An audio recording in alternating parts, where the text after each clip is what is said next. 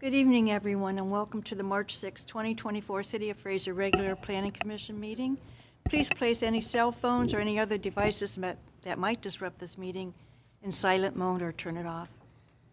Would you please join us in the Pledge of Allegiance? Is your mic on? Yeah. Okay. Allegiance to the flag of the United States of America and to the republic for which it stands, one nation, under God, indivisible, with liberty and justice for all.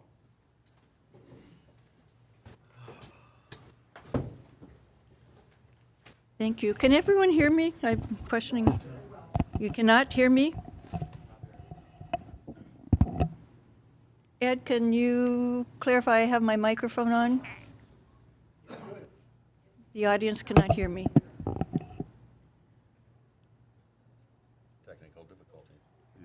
Don't do that. Speakers out there, I don't know.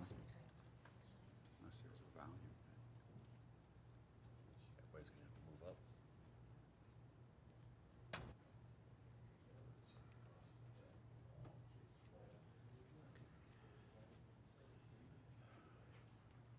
Appreciate your patience until we get the technical difficulty corrected. Okay. I thought maybe I brought it and set it down and forgot. I got a water before Watch it, because he grabbed mine. No. I'm on a diet, I with the water. If you need it. Just before I walked in the house, I grabbed one, I put it next to this. Then I went to say, to my wife, and I grabbed this and grabbed the thing. Is he coming back out?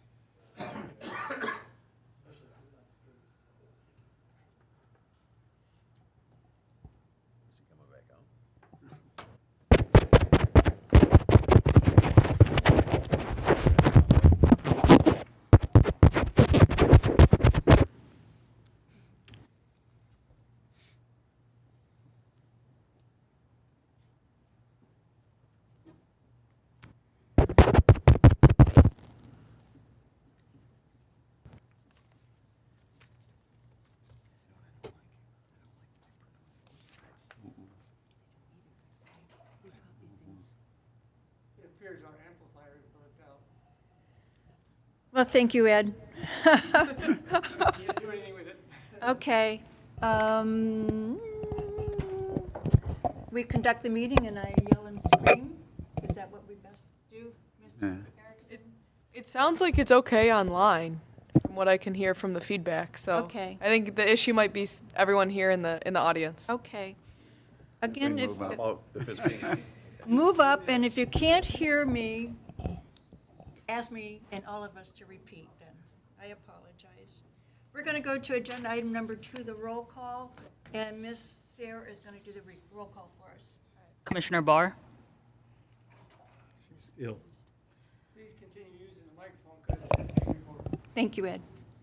Chair Zarnicki, Present. Commissioner Farina, Present. Commissioner Kyle, present? Commissioner Meyer, She's excused. She's at training this evening. and Commissioner Warnick. Here. We do have a quorum this evening, everyone. We do have 2 members absent. Commissioner Meyer is not participating tonight because she is in a citizen planner course for this meeting and the following meeting. Commissioner Barr just called in at the last moment. She's feeling ill. So I will entertain a motion to excuse both of those commissioners. I'll make a motion. Okay, Second. okay, it's been moved by Commissioner Warnick and support by Commissioner Farina to excuse Commissioner Barr and Commissioner Meyer. Would you do a roll call, please, Ms. Lauren? Chair Zarnicki, Yes. Commissioner Farina, Yes. Commissioner Kyle, Yes. Commissioner Warnick. Yes. Motion carries. Agenda item 7 is the approval of the agenda, March 6, 2024. Any discussion on the agenda as presented?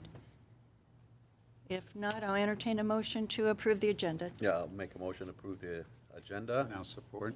Okay, it's been moved by Commissioner Kyle and support by Commissioner Warnick to approve the agenda as printed. Ms. Sarah, would you do a roll call, please? Chair Zarnicki, Yes. Commissioner Farina, Yes. Commissioner Kyle, Yes. Commissioner Warnick. Yes. Motion carries. Agenda item 4 is the chairperson's opening remarks. Tonight's meeting will follow the agenda that was posted online and has been printed for you here and is available at the entrance of the room. It is important to let everyone know that the Planning Commission is created by state law. The commission is comprised of 7 members, all of whom have volunteered to serve. The members are appointed by the mayor and confirmed by city council.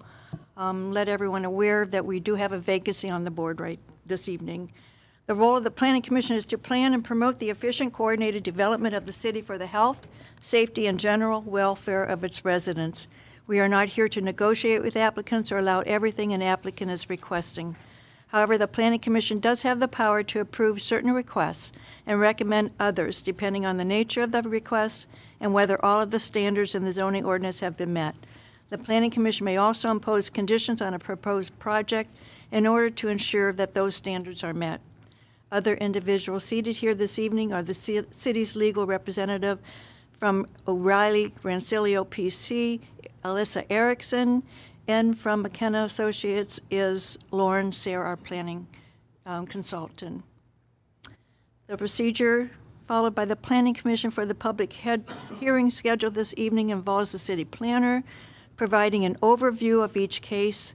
After the overview is completed, the applicant will be asked to provide additional information and answer any questions the commission members may have.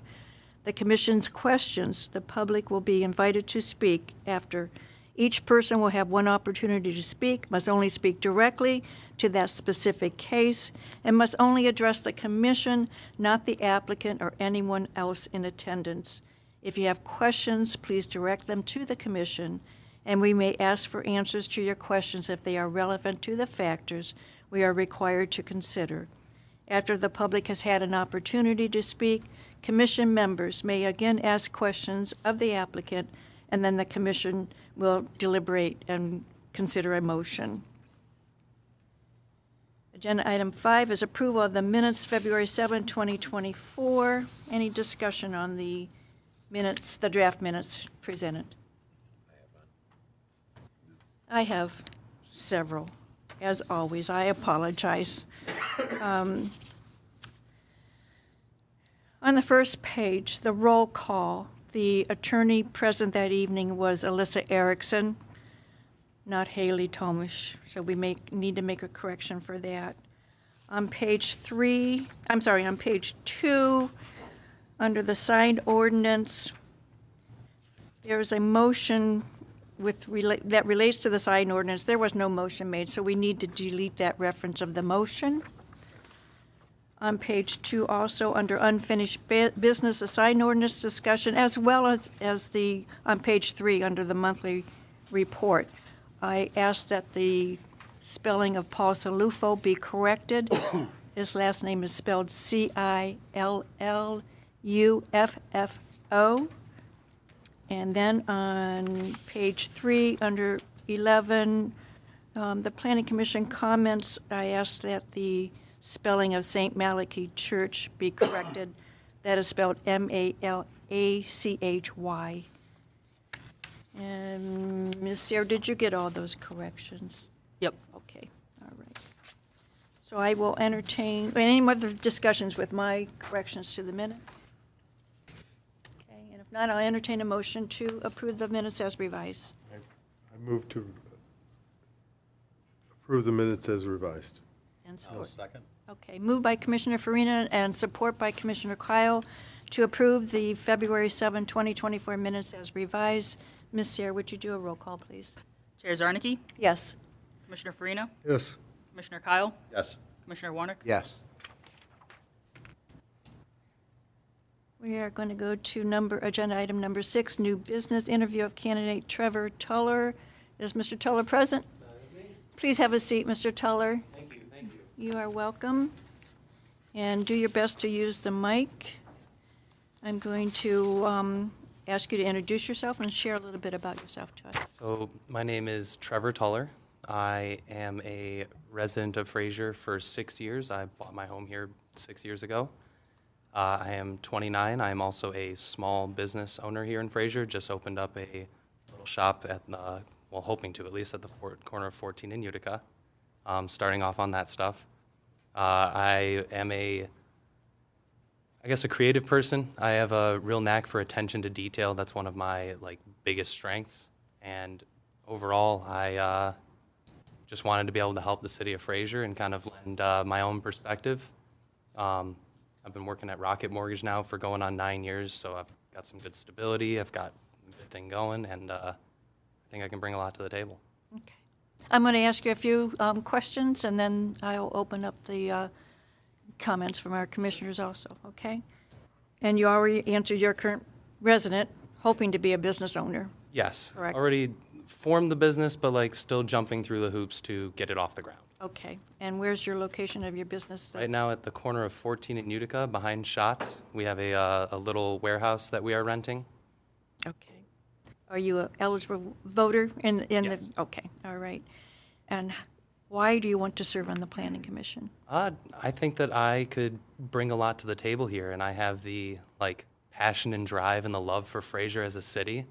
I really do want to see it as not just an amazing city, but arguably better than all the rest around. And noticing the vacancy and the time that I've got available, and just the connections I'd like to make, the people I'd like to make, all the different reasons to get involved in this is just kind of all coming together for me all at once that I'm very pleased with. Okay. Do you have a particular skill, focus, or objective in serving on the Planning Commission? The objective mainly would be just to overall better what we have going on. There's a lot of areas of improvement that can happen, and a lot of areas that can just, I guess, be better in general that I'd love to have a hand in, because I just think that I could bring a completely different perspective to the board than is considered before. And how did you hear about our vacancy on the board? So I actually was going through the process of applying for a zoning variance for the business that I opened. And going through the process of applying for that and getting that on the minutes for tomorrow, realizing that there are vacancies is something that I've always wanted to do, and I've always toyed with in my head. And then it was right there, the application was right there, and I was like, you know what, yes. Okay. So you are seeking a use variance tomorrow from the Zoning Board of Appeals, is that Yes, correct? I am. It's one of those things where, whatever happens, happens, but, Are you aware that there are vacancies on the Zoning Board of Appeals? yes, I am aware. Okay. Do you know the role and responsibilities of the Planning Commission? I do. It is to plan. Oh, shoot. I tried my best to Come on. memorize this. Let's see, hold on. It is to plan, guide, and promote the efficient coordinated development of the city of Fraser for health, safety, and general well-being of its people. Very good, Mr. Teller. Very, very good. Did we know that? I kept wanting to say plan, coordinate, and flip them around, but If you hear me in my opening statements, I stumble through it too, so no problem. it took me a while this afternoon. I didn't expect that 4 lines to actually jumble around that much. They jumble. Can you read blueprints, both commercial and residential? I do not know how, but I can learn. And as far as the generalness of blueprints, I understand. With being at Rocket Mortgage, I look through hundreds and hundreds of appraisals, which have a blueprint layout. But I pick up real estate stuff super fast, and if I looked at it, I definitely can handle it. Are you available to attend Planning Commission meetings that are routinely on the first Wednesday of the month? I am. Does your schedule allow you to go and visit sites that are, proposed developments? It does. I have a completely flexible work schedule with Rocket Mortgage, so I work from home. I can do whatever I need to do to, facilitate my own things as long as the business gets done. And then my, work or my self-employment's also just whatever I need to do. So anytime I can make adjustments and make something happen.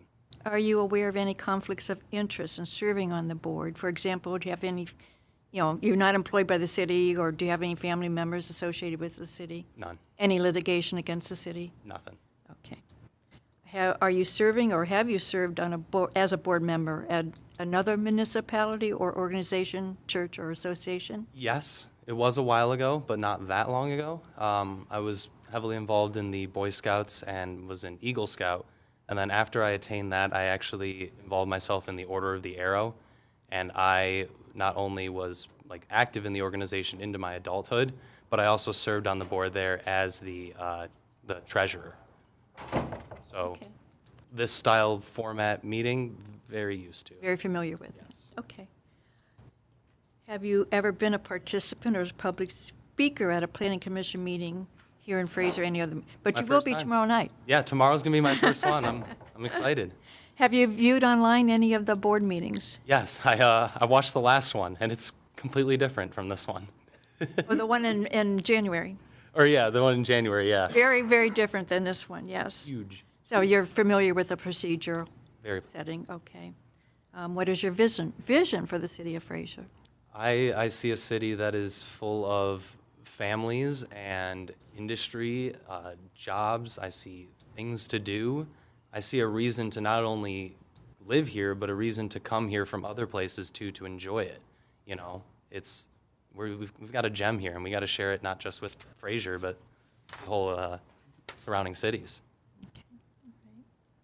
Are you familiar with the city master plan, zoning ordinance, development application process? I'm familiar that they exist, Okay.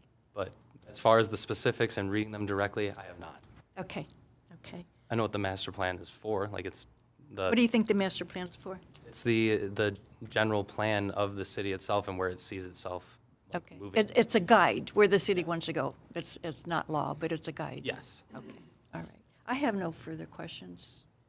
Commissioner Farina? Firstly, why are you qualified to serve on the board, and why do you think we should choose you? That is a great question. I think that my eagerness to learn and my understanding of a lot of the ins and outs of real estate specifically can be pretty helpful for things, especially understanding like housing and like what people want and what they need and what they like around their houses.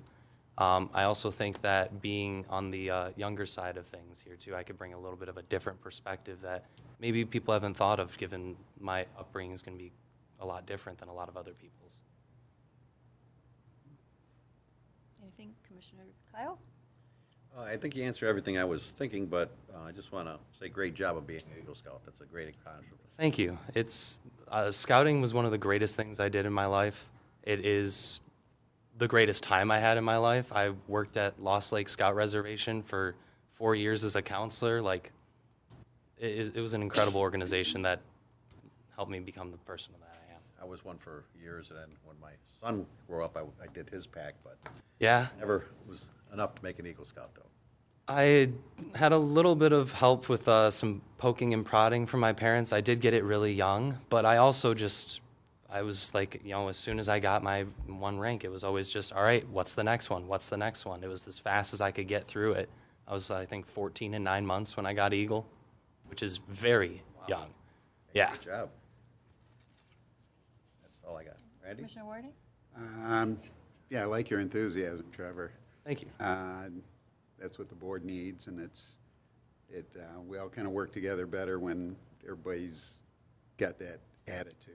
Yeah. Big thing is, we have one member that's out for the next 2 meetings because of training.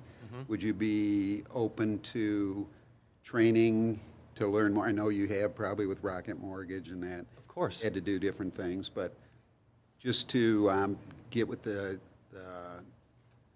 basically what the state has for, basically as a planning Yeah. commission member and zoning board too. I mean, they both go hand in hand, so, I think that'd be pivotal to what I'm doing here, and not only am I open to it, I would encourage it personally. That sounds incredible. good, thanks, that's all I have. Any more questions? Go ahead, Commissioner Farina. You're opening a business. Our job in planning commission is look 5 years down the line, 10 years down the line. Where do you see your business being 5 years down the line? That's a great question. As far as my business down the line, I'm hoping in 5 years we've ramped up enough where I am no longer required to have to work at Rocket Mortgage based off the plan that we have set. At this point, it doesn't make sense for me to do that for quite some time because of the just startup and just getting used to it and the comfortability of where I'm at. But 5 years from now, I would love to be ramped up quite a bit more and having, you know, an actual like full-blown go at it, so to speak. Do you have a business plan? I do. So you're familiar with how to schedule things out and look at how they have, Short-term, long-term, exactly. deadlines, all that stuff, and then reevaluating, of course, because it's not necessarily a bad thing to miss a deadline, but you got to learn from it. You're gonna have to learn how to read prints. That's a must. And I'm confident that I could give it a go over a short amount of time and figure it out. There's always availability online. Oh yeah, and You like, can always take some kind of, just do a search and I'm sure you can come up with something. And each one's going to be different. You'll learn from ones as you do one, the other one's. yes. So, And like I said, I mean, it's definitely on a smaller scale, but I look at hundreds of appraisals every month, and they have a blueprint layout type thing, not quite as in depth of what a blueprint would be, but it's a start with some of the actual terms and different labelings and whatnot. A lot of it's just memorization, isn't it? Just knowing what everything means. well, commercial industrial will get you a big difference from residential. Oh, definitely, definitely. The majority of our stuff is all commercial industrial. Sounds like fun. So it's a new avenue for you. Absolutely. Any other questions of Mr. Teller? I have a question. Would you have any interest being on the Zoning Board of Appeals? I mean, would you like for the board this evening to kind of put your application on hold to see if you would like a position on ZBA, or do you have a preference? I was more preferred on the planning commission because I think it's more directly involved with some of the actual things that are going to happen, especially the more direct things. I was looking into again back in January when there was the meeting about the whole corner gas station thing. It was I liked that I could take a look at both sides of the whole thing and on my own come up with the pros and cons and just kind of shake down why that was the way that it was. I think that's where with the creativity in my mind, I think that's where it would kind of bring the most to the table. Okay, thank you. Okay, I think we're done. You can take a seat and we'll continue our discussion, Mr. Treller. I want to call you Mr. Trevor. I apologize if that may. slips out of my mind. It does. Okay. What do my board members feel? I guess interview the next ones. Humor. And this is just a recommendation anyway, It's a right, recommendation, to council. yes. So I would like to make a motion to accept Trevor's application and make a recommendation for him to fill this vacancy. A recommendation to City To Council. City Council. Yep. Okay. I will approve that, or second, I should say. And the blueprints, if it goes through and city council approves you, I don't have a problem getting with you and teaching you blueprints. I've got piles of them at home. Any one of us would assist you with anything you might need. Commissioner Farina? hoping so. I was hoping that was this kind of way. Just to let you know, you're coming to see me tomorrow, okay? I'm the head of the zoning board, I'm the liaison to the planning commission, so. Well, it's great to meet you, Frank. Hi, good to meet you. I'm glad you were an Eagle Scout. Yeah, I don't have any problem. Okay. So we have a motion on the floor. It's been moved by Commissioner Warnick and support by Commissioner Kyle to make a recommendation to City Council to appoint Trevor Toller to the Planning Commission. Term ending, do we have a term ending?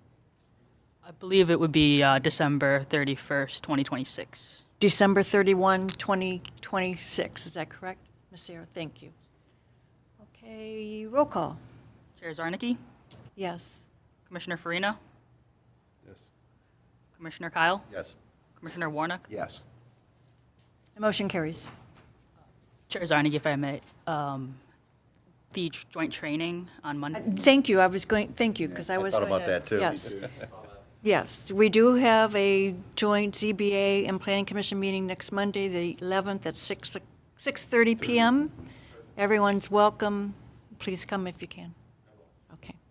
Thank you. Thank you, Mr. Teller.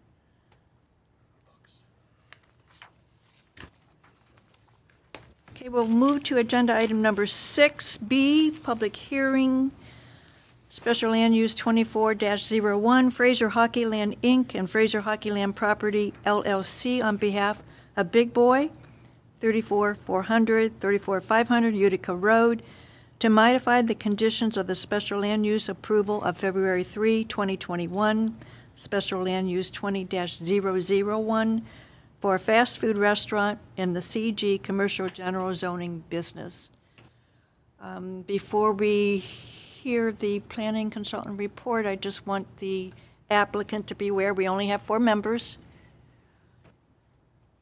It takes a majority vote to grant approval, so you will need 3 votes. And you have the opportunity to postpone the item, should you like. Would the applicant like to come up and answer that question if you want to go forward with the application? I have a, yes, please do. Yes, so now, yes, state your name and put it on the record that you're okay going forward. Good evening, Randy Hermes, General Counsel for Big Boy Restaurants, attorney for Hockeyland, Big Boy Hockeyland Arena. Yes, we are okay with moving forward, even though you only have a quorum, I think, of 4, looks like. Okay, thank you. And we're going to go to Ms. Sarah for the presentation. If you're going to do the presentation, you might as well just sit there, but if not, I'm going to stay here to answer questions if you want me to. I don't want you to answer No, I know. until Ms. Sarah makes the presentation, and after Fine with we that. question her, then you can, Well, I'm going to go back and sit in my seat. Let me know when you guys need me. that sounds good. Thank you, Ms. Perez. Okay, Ms. Sarah, go ahead, please. Thank you, Chair Zarnicki. Go ahead, Commissioner I have Freeman. a question. What is the majority? Does it have to be of the full board? Does it have to be of the people who are present? Or does it, since the use, does it have to be a minimum of 5? Nope, it's majority of those present, Mr. Farina. Okay, good. Thank you, Ms. Erickson. Go ahead, Ms. Sarah. Thank you, Chair Zarnicki. So this is a bit of an unusual special land use review as it came before this board in 2021. So if I do miss anything, I'll let Ms. Erickson cut in if I miss something. But the reason that the applicant is seeking a special land use review is to modify the conditions. The conditions were originally approved that mirrored the previous conditions from their site plan. They got modified back in October, as you were familiar with. So they want to modify those conditions to match so that they can open and so they can utilize their drive-through, which is a special land use.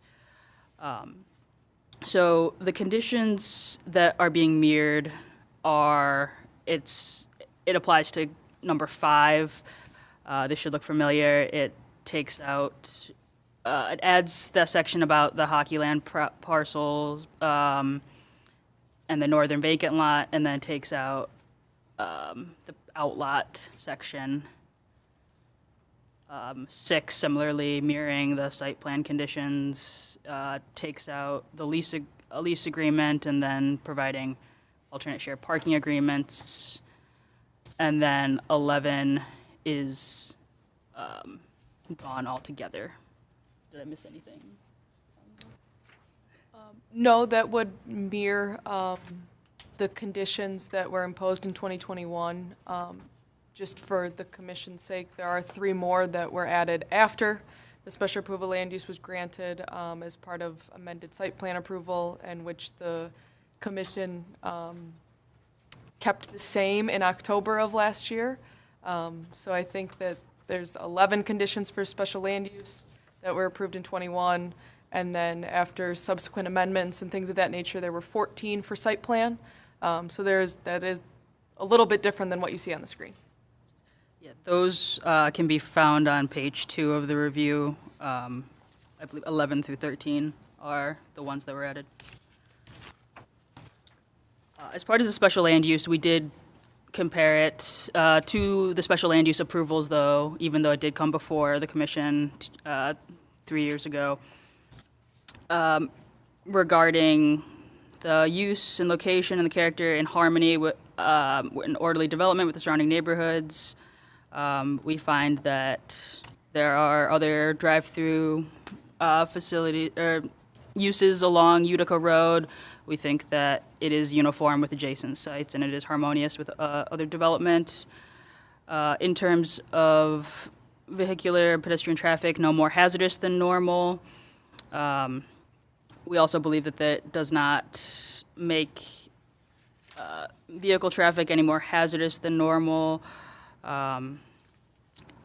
Additionally, public safety and engineering did not have any reviews. Regarding the proposed design, so the location, size, intensity, site layout, and periods of operation, garbage collection, off-hours deliveries, traffic from the significant special events should not offend occupants from nearby permitted uses.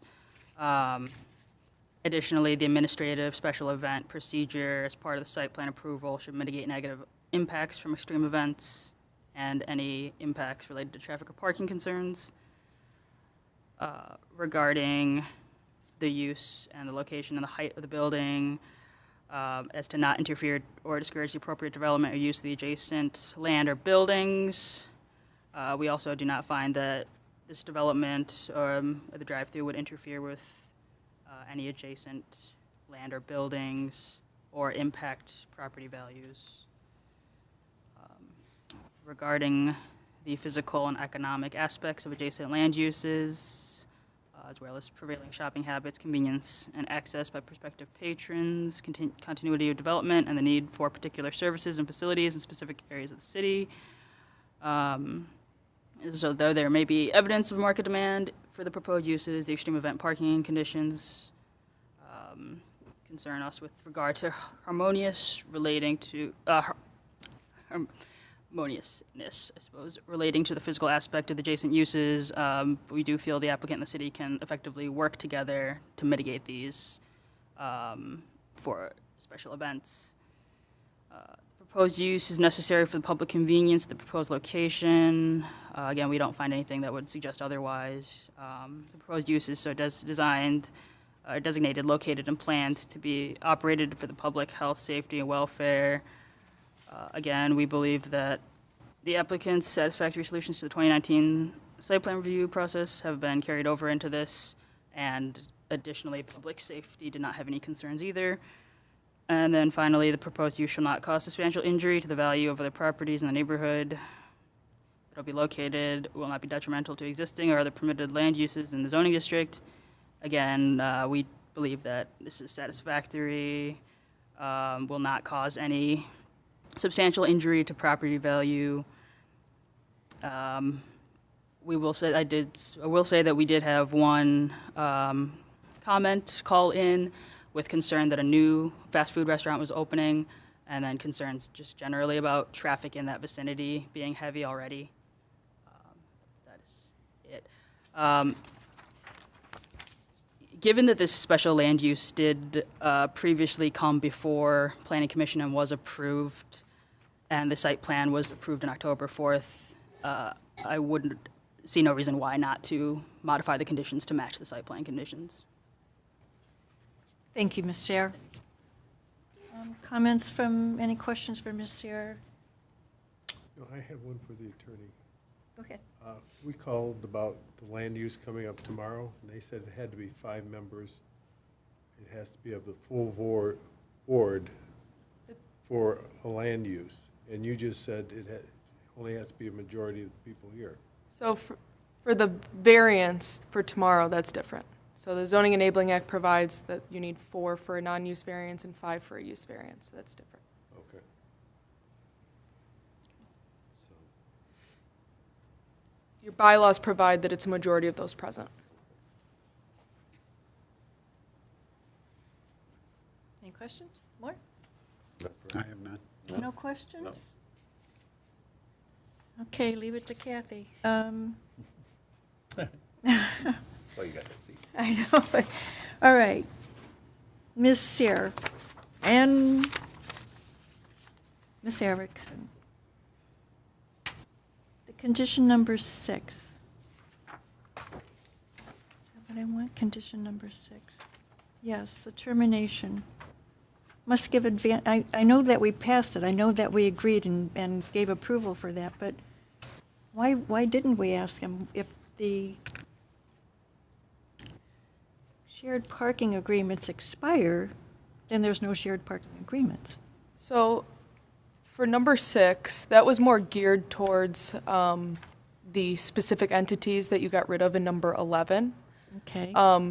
But because there's still shared parking with Big Boy, the former Lions Club, things of that nature, the condition is still to at least give the city notice that that is actually happening. But it wouldn't be required to have separate entities because you're getting rid of number 11, with where you had specific entities to be. I understand the no specific entities, but you still have the shared parking among the parcels, the Lions Club and Hockeyland and Big Boy. Correct. And should Hockeyland and Big Boy don't coordinate, and one of them says, we're not sharing parking with you, what's the mechanism to say, hey, we need all that parking? We need the shared parking. Right. The parking requirements. So we have that. We have a requirement that there be shared parking, right? Yes. So Now, until it expires, until somebody, no, takes off. they go into perpetuity. So they're recorded again. Oh, yeah. Okay. So I'm sorry. I was trying to answer a different question that you weren't Okay. asking. No. So I apologize. That answers my question. So they are recorded against the properties. They would go into perpetuity. They are basically subject to signs, anyone that comes after. So, Okay. yes, All right. they are recorded against the properties. Okay. And I only have 2 other comments, and I'm sure the applicant will address them, is I still think for the special, if we give approval tonight, I know this mirrors the site plan conditions, but I would also like our motion to state that the hours of operation are from 6 a.m. to 11 p.m. That's a number 9. It is on there, number 9? I missed it? Okay, I apologize again. And I want to know where my bike racks are. They're on the site plan, but I don't see a bike rack at the restaurant, nor at the Hockeyland facility, but I think the bike rack /S racks only applied to the special land use for whatever reason. I thought in my head originally applied to both Hockeyland and Big Boy, but I think I'm wrong doing my homework. I'll be happy with 1 bike rack. I'd be more happy with 2 bike racks, but I'll let the applicant address that. Are we ready for the applicant? Okay. Mr. Butler, are you coming forth, or Mr. Hermes? It shows it on the site plan, the copy I have. It also refers to sheet C9, and I don't have a copy of C9.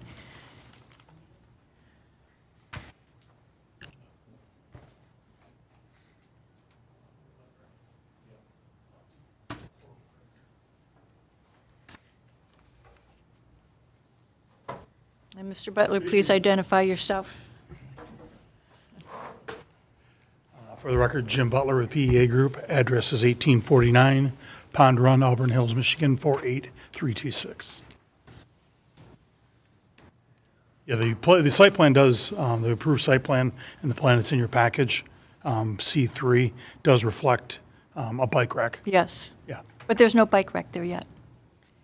Just so you know. Yep. And you got a temporary C of O, so should not the bike rack had been there before you even got the temporary C of O? I don't know. I'm going to have to punch Bud Kowalski when I see him I'm going having the to bike punch rack. Mr. remember- Kowalski. Talked about it. I think it was in October or November when he said, I've got it ready to go. He said, Kathy, you're going to love that bike rack. We'll make sure the bike rack is there. As a matter of fact, it's a part of what we're trying to do at the business to encourage people to use alternative means Yes, of commuting in and out of the yes. facilities, both for the Hockeyland arena and as well as for the restaurant itself. So I'm pretty sure it's an oversight on our general contractor's part. I'll talk to Bud. I'll make sure that that's taken care of, because I know that that's something that we want anyways, so. Would you clarify for me, is it going to be only at the Big Boy site, or will it be I at think we'll both? bring them on both. That's what I thought Now, originally, the too. big boy, now that was not part of it, but we're doing it anyway. I appreciate Yeah, of course. that. Okay, all right. Mr. Butler or Mr. Hermes, do you have any comments on the report that Ms. Sayre gave us? I do not. Okay. Neither do I. Any questions of the applicant? Okay, you're excused. Thank you. Yes. Oops, Commissioner Farina, go ahead. I'm sorry. I was trying to phrase my words. I went by there on this weekend, and there's right next to where the drive-through came in, there was a person walking out and walking down that way. Okay, I'm sorry. Walking this way, okay? And from the back lot, a car came shooting out here and almost hit this person while we were out there. Is there anything, any signage that you plan on putting up to get people to slow down or in that arena?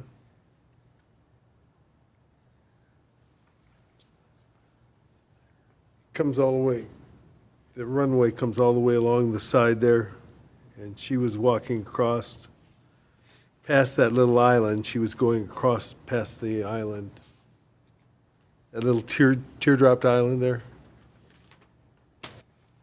To the north of the Big Boy? Where the, Where the transformer is? I didn't bring my pointer. So. Yeah, So we're, she was on the other side of that walking. there's a walkway here, right? Right, she kept going, going. Yeah, right up in there. And there's a clean shot driveway from the back parking lot there. Nope, straight down. Yeah. Right. Yeah.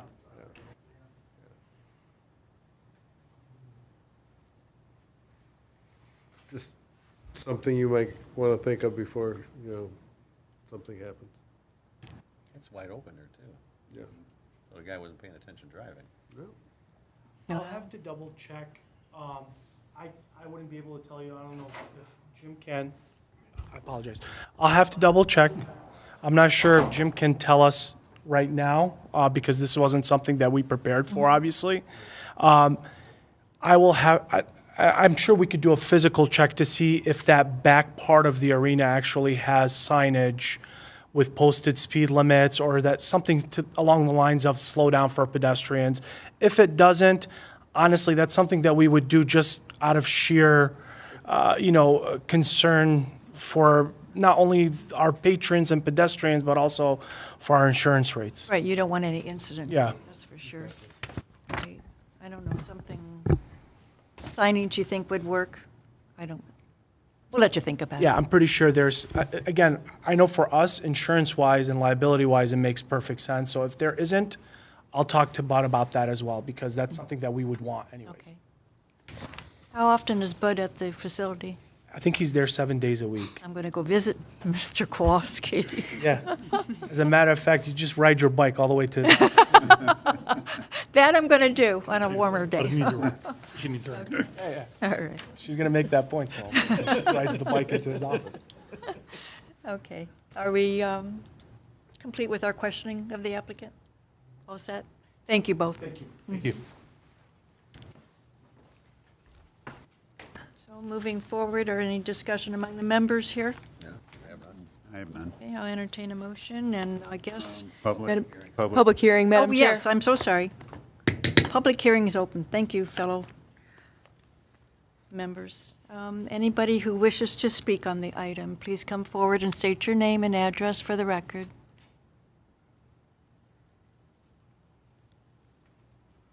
Good evening. My name is Stephen Kustra. I'm the general counsel for Motor City Rockers hockey team, Okay, and we're one of the major tenants at Fraser Hockey Land. okay. And the reason why today I had spoken to Ms. Sayre a few weeks ago, this kind of just came on my plate, and I was out of the country for a vacation. So I apologize for kind of coming in a little late. I hadn't had a chance to meet council or kind of do any investigations on my own for the most part. But from what I have gathered, I do have a few concerns from our organizational perspective that any approvals today for the drive-through or any removing of any conditions at this point are somewhat premature. I've personally played there, coached there, and now am part of an organization that has rent out the place for 3,000 people on a regular basis. We have 28 home games this year alone. We had 26 last year. Those are all extreme events that have not been addressed through the extreme parking event scenario. There's been no notices that have been provided, as far as I know from talking to Lauren, in the history of us being there. I think that the parking lot is too small, that adding the restaurant itself, which is it's there already, but adding that creates a lot more congestion, just in my experience over the last few years of it being built. Adding a drive-through would also create more congestion at the time. It would not necessarily, until the issues are addressed, including a beeline from the back parking lot. I don't think that it's right for the safety of the community at this point. I think there's other things that need to be addressed that weren't addressed and perhaps weren't presented. When they were presented in 2021, we weren't on the scene. But we're renting the place out for the main rink itself that has a capacity of 2,800 to 3,000 people. And that's a major significant change from the 1,500 capacity that was granted a variance back in 2020, 2021 for Fraser Hockeyland. Right now, based upon even the schematics here, the notes in there say maximum arena seating of 2,500. I think it's 2,800, to be honest. And required parking at that point, just based on these notes here, is 833 spots. There's not 833 spots in that entire site. And so these are some of the concerns that we have. And so I got to come in here at the last minute and kind of the 11th hour to kind of try to say, hey, we need to have a little bit more discussion on some serious issues, both, with parking and just general use of the site. That any additional drive-through or removal of reciprocal parking requirements, especially with agreements with Meyer or the schools, would significantly not only impact our business, but the safety of that site and the use of it. Okay, did I hear you say that you did not count the 833 parking spaces? Is that what I heard you say? I'm just looking off of the agenda today. This is the first time I've seen this, but I do see the notes that were in this schematic that I believe was on page 18 of the larger agenda. Okay. And in there, it mentions that there was a variance that was provided based on recommendations in 2021. Since then, things have changed. We are a tenant that's renting out the venue. Can you spell your name for me, sir? Sure, my last name is Kustra, Kustra. Thank you. Okay, thank you, Mr. Kustra. Thank you. Any other members of the public? Yeah, let's continue with the public comment, Mr. Farina. Anybody else who wishes to speak? I see no one coming forward. Please come forward. Come up to the mic, ma'am.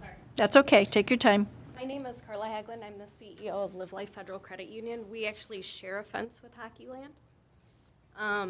We continually have overflow parking from events that they have that we. Get closer to the mic, ma'am. And go ahead and state your name Sorry, one I more got a time. nasty That's cold, okay. too, so I sound pretty rough. Is that better? Yes, please. We regularly have overflow parking from their events. And one of the issues that we have is they cut down, so Shooters is here if you bring up a map. And I have pictures with me. Shooters is here and there's a strip here. When they get backed up and they're trying to pull out onto traffic, they've actually driven and dug big holes through our yard to bypass having to wait. So they're creating damage to our property. Okay. So To the credit union. to the credit union's property, yes. And we've won several awards from you guys for redoing our entire lawn, and it's very expensive. Can you spell your name for me, please? Carla, Karla, Haglund, Haglund. L-U-N-D? Lund. Thank you, thank you. Thank you. Thank you. Anybody else in the public who wishes to speak? I see no one coming forward. I will close the public hearing. Oh, okay, please come forward. I apologize. Doing well, thank you. State your name, please. William Transit. And how you guys doing? It's been a couple weeks since. Yes, it I've has. been here. No, so I've had the opportunity to. I'm a resident of the City of Fraser.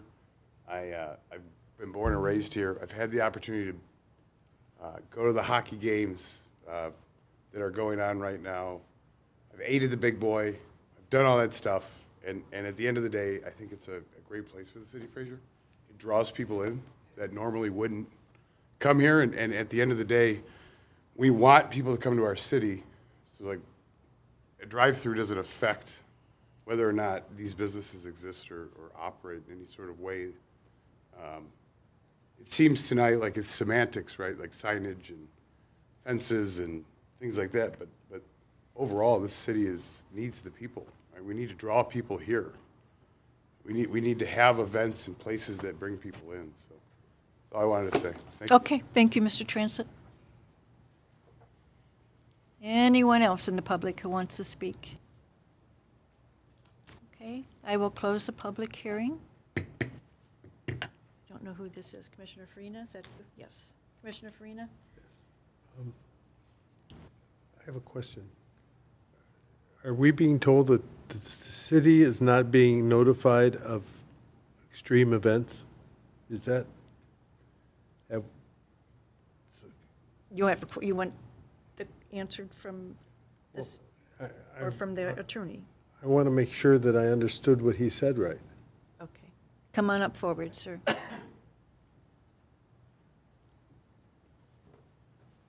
What my understanding is that there has been no coordination, and the extreme events, from talking to Ms. Sire, there has been no notification in the last 2 years that we have had home games in excess of the 1,500 number of occupants in the building.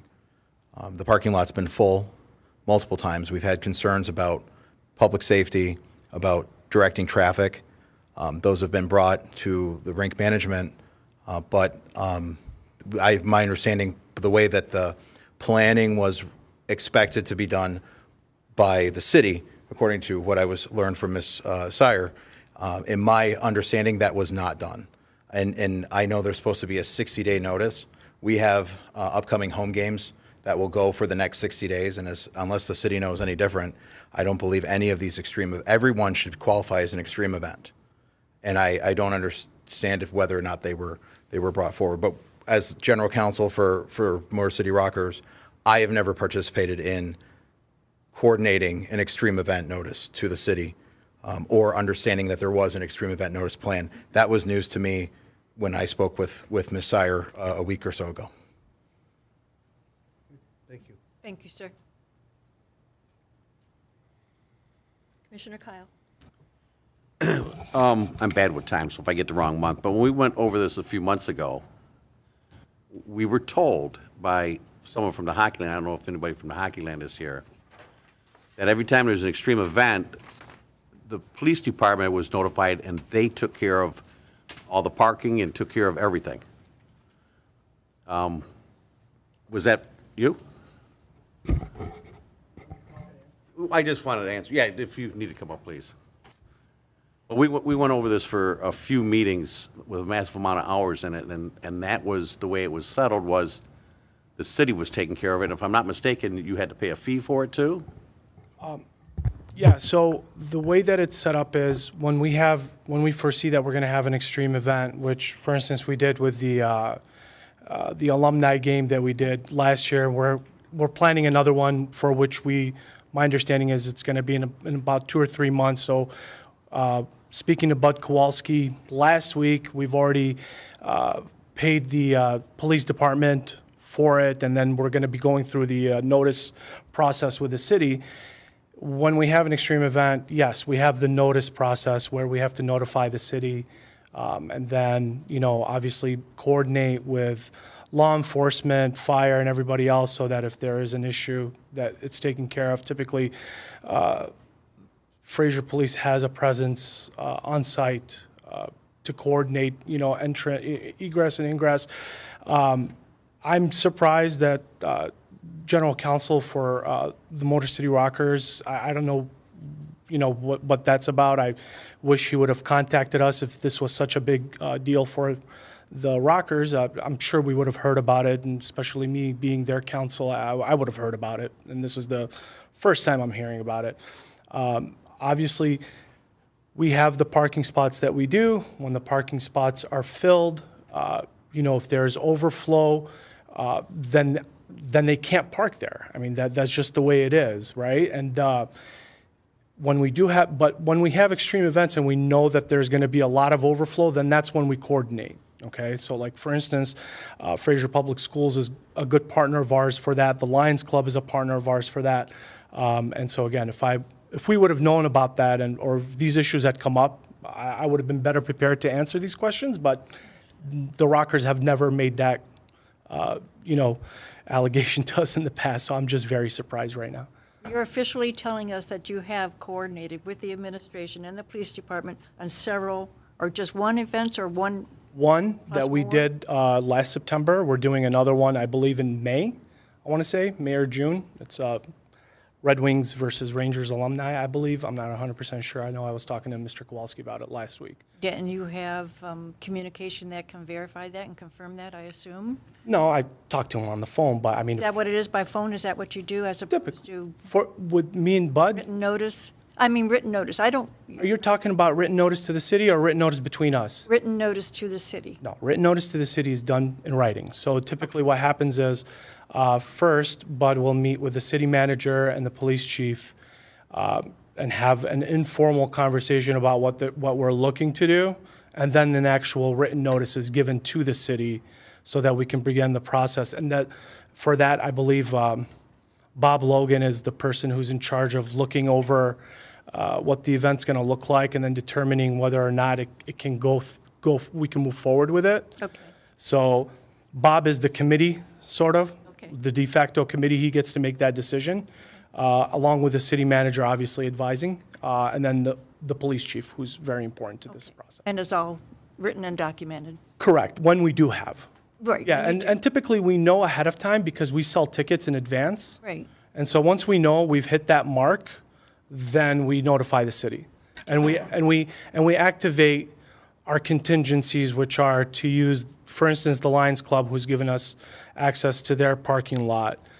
So we typically utilize them. We utilize the school, who, again, we have communication with. But that we do on a, it's a la carte. We do it when needed. We reach out, and that's part of the coordinated effort, and that's the plan that we put in writing and that we provide to the city when we have something like that going on. Are you aware of Motor City Rockers using the facility? Yes. Are you aware of their events I believe the coming Motor forward? City, the Motor City Rockers use our facility for their games. They do. And you know, I'm not aware of them having concerns with parking. I haven't been notified. Again, I wish Brother Counsel would have spoken to me. That's typically a courtesy that attorneys afford each other, but it's okay. But Mr. Kustra is saying that they are, extreme events, but in your vision, they aren't extreme events. That's where I'm confused. Why are you not aware that it's going to draw a big crowd? Every time we've had the Rockers play, we've had sufficient parking for the crowd that comes in. So, again, we have however many spots that we have at the arena get filled up. Once those spots get filled up, people either don't come in or they have to park elsewhere, right? And so unless we sell those tickets in advance, that's the only way we would know. So like we would have to sell the Rockers would have to notify us that tickets have been sold. X amount of tickets have been sold, and we've hit that number, then we would have to do the 2-month, the 60-day notice. So it's the City Rockers who are selling their tickets and not Hockeyland?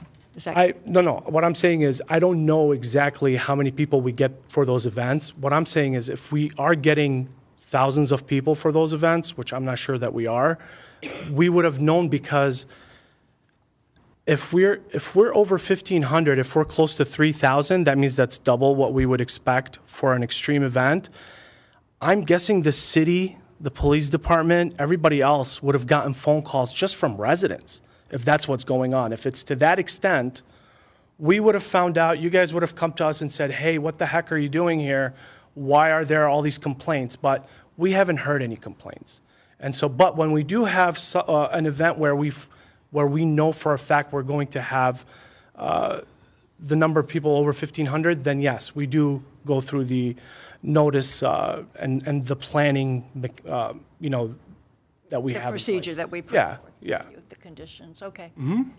Okay, anybody, you have any questions of?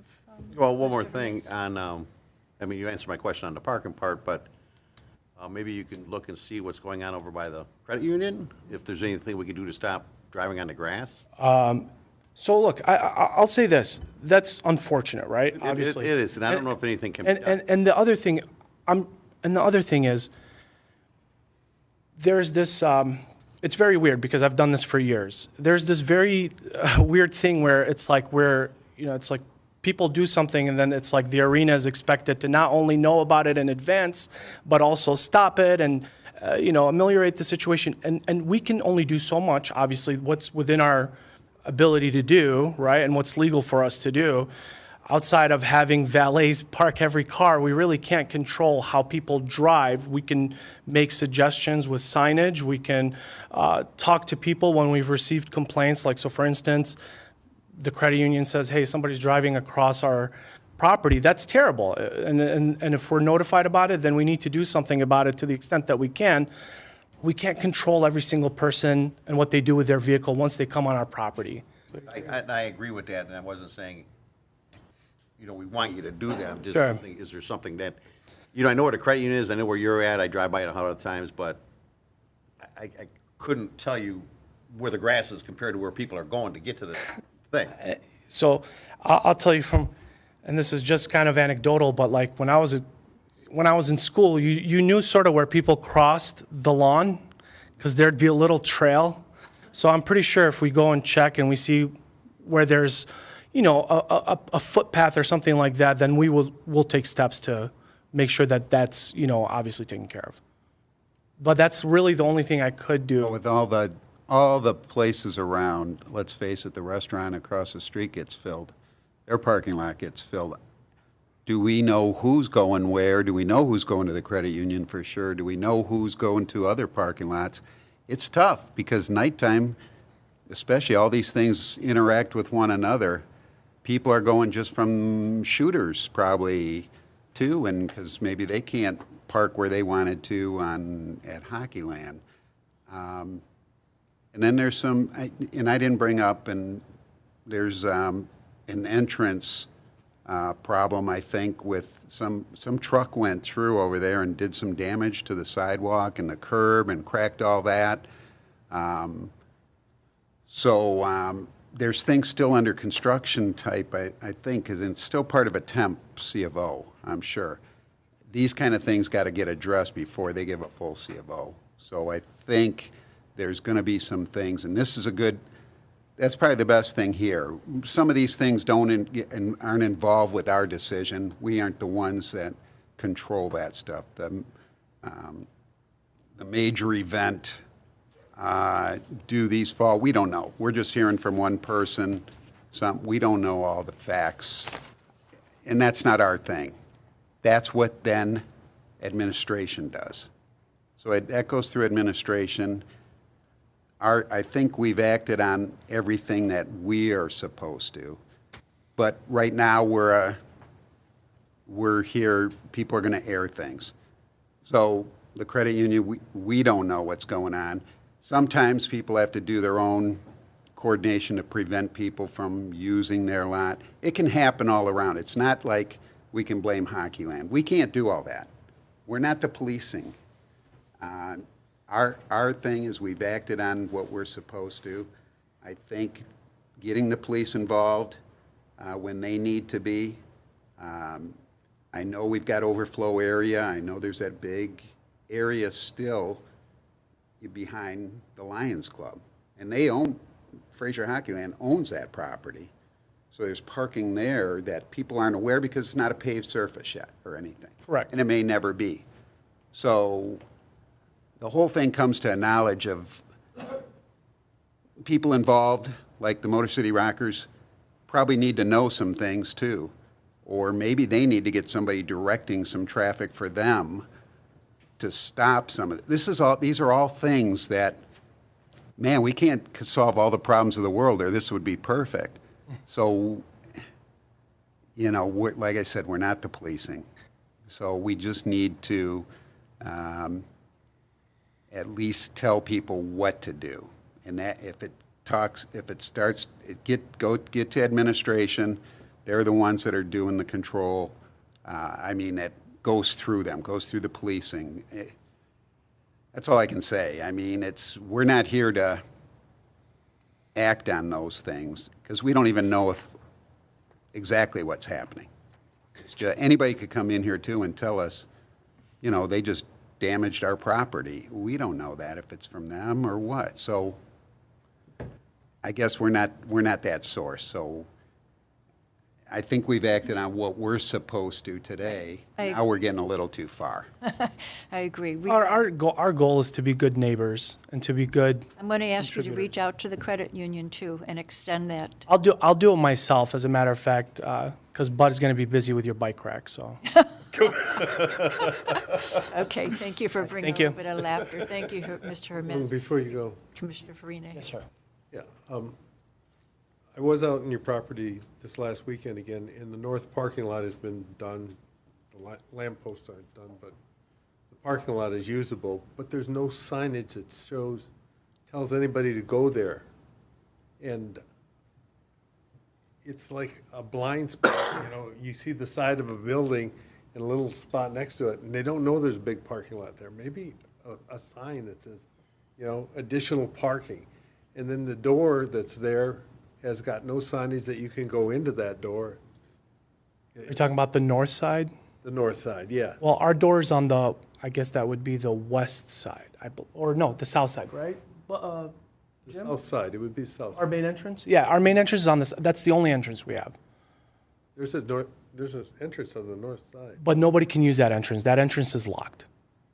Because that was going to be part of an outdoor seating area, but because of the parking situation, we had to cut that out of the plan. And so that door is locked at all times. Now, we may have an employee come out of there for expediency to drop something, you know, behind the building, but customers are not allowed to come in and out of that door. It's a fire, yeah. Thanks, Tom. But there is no signage back there to get there. And you got to admit, there's a lot of turns right now in the way you go around that property, and you might want to look at your signage to help alleviate that. Yeah, that's something that we'll definitely have to do down the line. I don't know if it's Ms. Sayre? Okay. To Commissioner Warnick's point, public safety has been notified about potentially extreme events happening, so they'll look into it, and if they are happening without notice, then we'll enforce from there. Can you say that just a little bit louder so I understand? Yeah. So public safety has been notified that there might potentially be extreme events with the Motor City Rocker games, so they will be looking into that. If there are extreme events that are happening without notice, then we will issue enforcement accordingly because it's a violation of site plan. It's all complaint driven, whether it's, you know, damage on property or not being notified of the extreme events. I have to clarify, it's not our role to police that. No, Correct? no, correct. That code enforcement. Yep. Right. Okay. Am I good? You're good. All right, thank you. Thank you, Mr. Hermes. Any other comments? Deliberation, discussion, motion?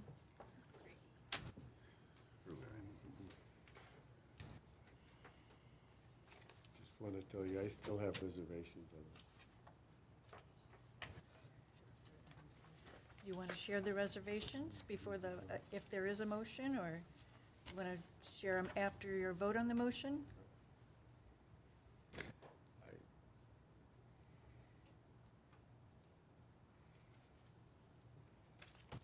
Now's the time to speak up, Mr. Farina. Every time I go over there, I find different things that I don't believe are in compliance with what we originally set out to, between us, do over there. And, Move up to the mic. I can't. There's a thing in front of me here.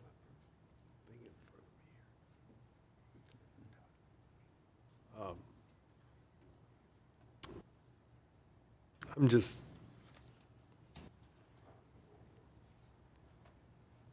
I pass. Okay. Is this you?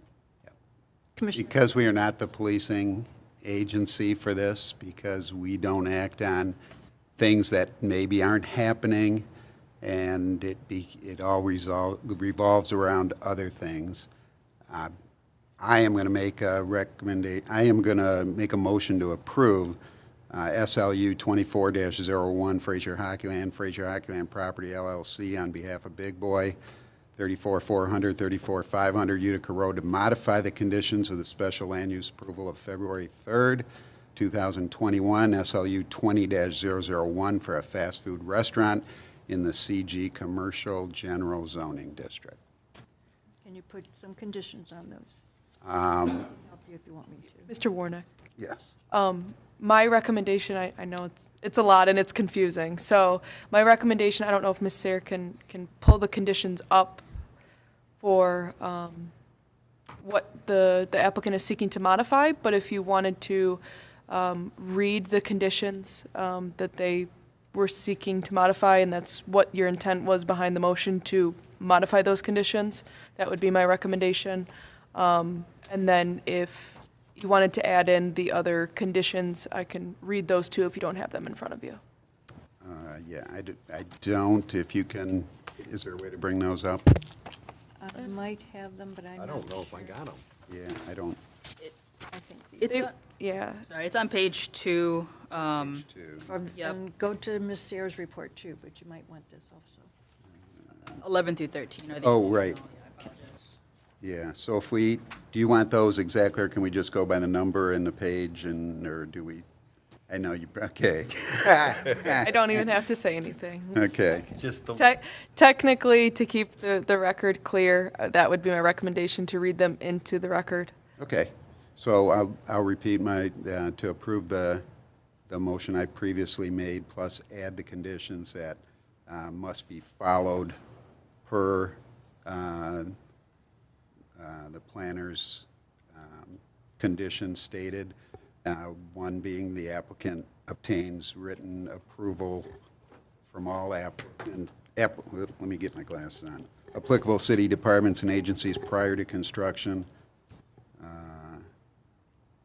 Is that this? Those are the conditions, just 11 through 13? Yes. Okay. And then the ones on the screen that may need some modification, if that's your intent behind the Okay. motion. You want me to read all of them? Or just the, Just the ones that he's seeking to modify based on what Okay, the applicant. That all review fees shall be reimbursed to the city by the applicant for any costs incurred by the city attorney. No certificates of occupancy are to be issued prior to the executed and recorded cross-access shared parking and utility agreements. And all other conditions from Site Plan 2108 approval remains the same. You don't need that part. That's for You the don't that's need for the that. site plan. Yeah. But on So coming back to the. Correct. The, you want me to go through all 5? nope, just the ones that's highlighted.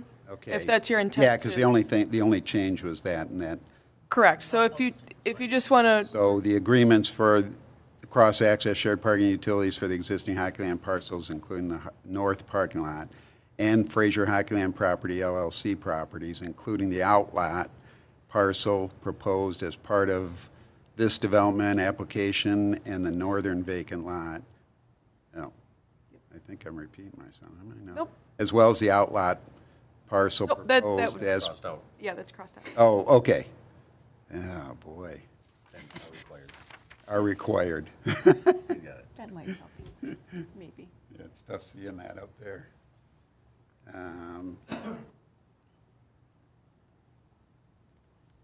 going to be the 4, 5. Remained as, Question for the attorney. Yes, Mr. If we vote on this tonight, does the city manager then have to give another temporary occupancy? Because this says all of these things must be in advance. So the temporary certificate of occupancy expires March 18th, and those conditions of the temporary certificate of occupancy were actually mirrored on the site plan conditions, which would mirror this special approval land use. So, no further approval or anything like that would need to be required. Okay.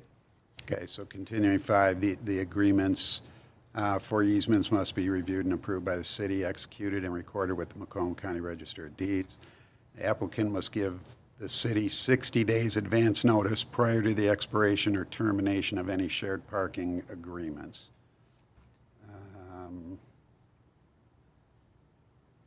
Does that cover them? The applicant was, seeking to completely Oh, and delete Okay. number 11. Is that good enough, or do you want me to read 11 too? Nope, that works. And then I would also just add for the record that all other conditions of approval of SLU 20-001 remain the same. Yes, that's Okay. what I said then. So all other conditions that were presented before remain as is, and I think that's it. Works for me. Okay. I'll second the motion. Can you repeat all that? Not a chance. I don't know how to say blah, blah, blah, blah. I'm going to open discussion on the motion on the floor. Can we, and maybe Ms. Erickson addressed it, can we also put 2 more conditions? One being that the planning commission feels that the special land use meets all 8 standards. I don't know if that was included in what you mentioned with Mr. Warnick. That wasn't included, but Okay, and I would like to state that the planning would- commission feels that the special land use application meets all 8 standards of the special land use approval process, and also specify that the operating hours are 6 a.m. to 11 p.m. Yep. which I is, haven't- yeah, that's covered in number 9, Madam Chair. That's a remain as is one. Yep. So, It's already there. but I will, as said by Chairperson, that the 8 standards are met, and we agree that they are as part of our approval process. Okay. So the motion on the floor, it was moved by Commissioner Warnick and support by Commissioner Kyle to grant the special land use approval with the 2 conditions? Or do we enumerate them? It's With the 4 technically conditions, 5, 5 conditions? Yeah, I think as it's stated? I think it's technically 5 additional ones, removal of 1, and modification of 2. If I'm Very well keeping said. track, I think. Okay. I agree. Okay. Any discussion on the motion on the floor? Roll call, Ms. Sarah. Chair Zarnicki, Yes? Commissioner Farina, Yes. Commissioner Kyle, Yes. Commissioner Warnock. Yes. Motion carries. Thank you, everyone.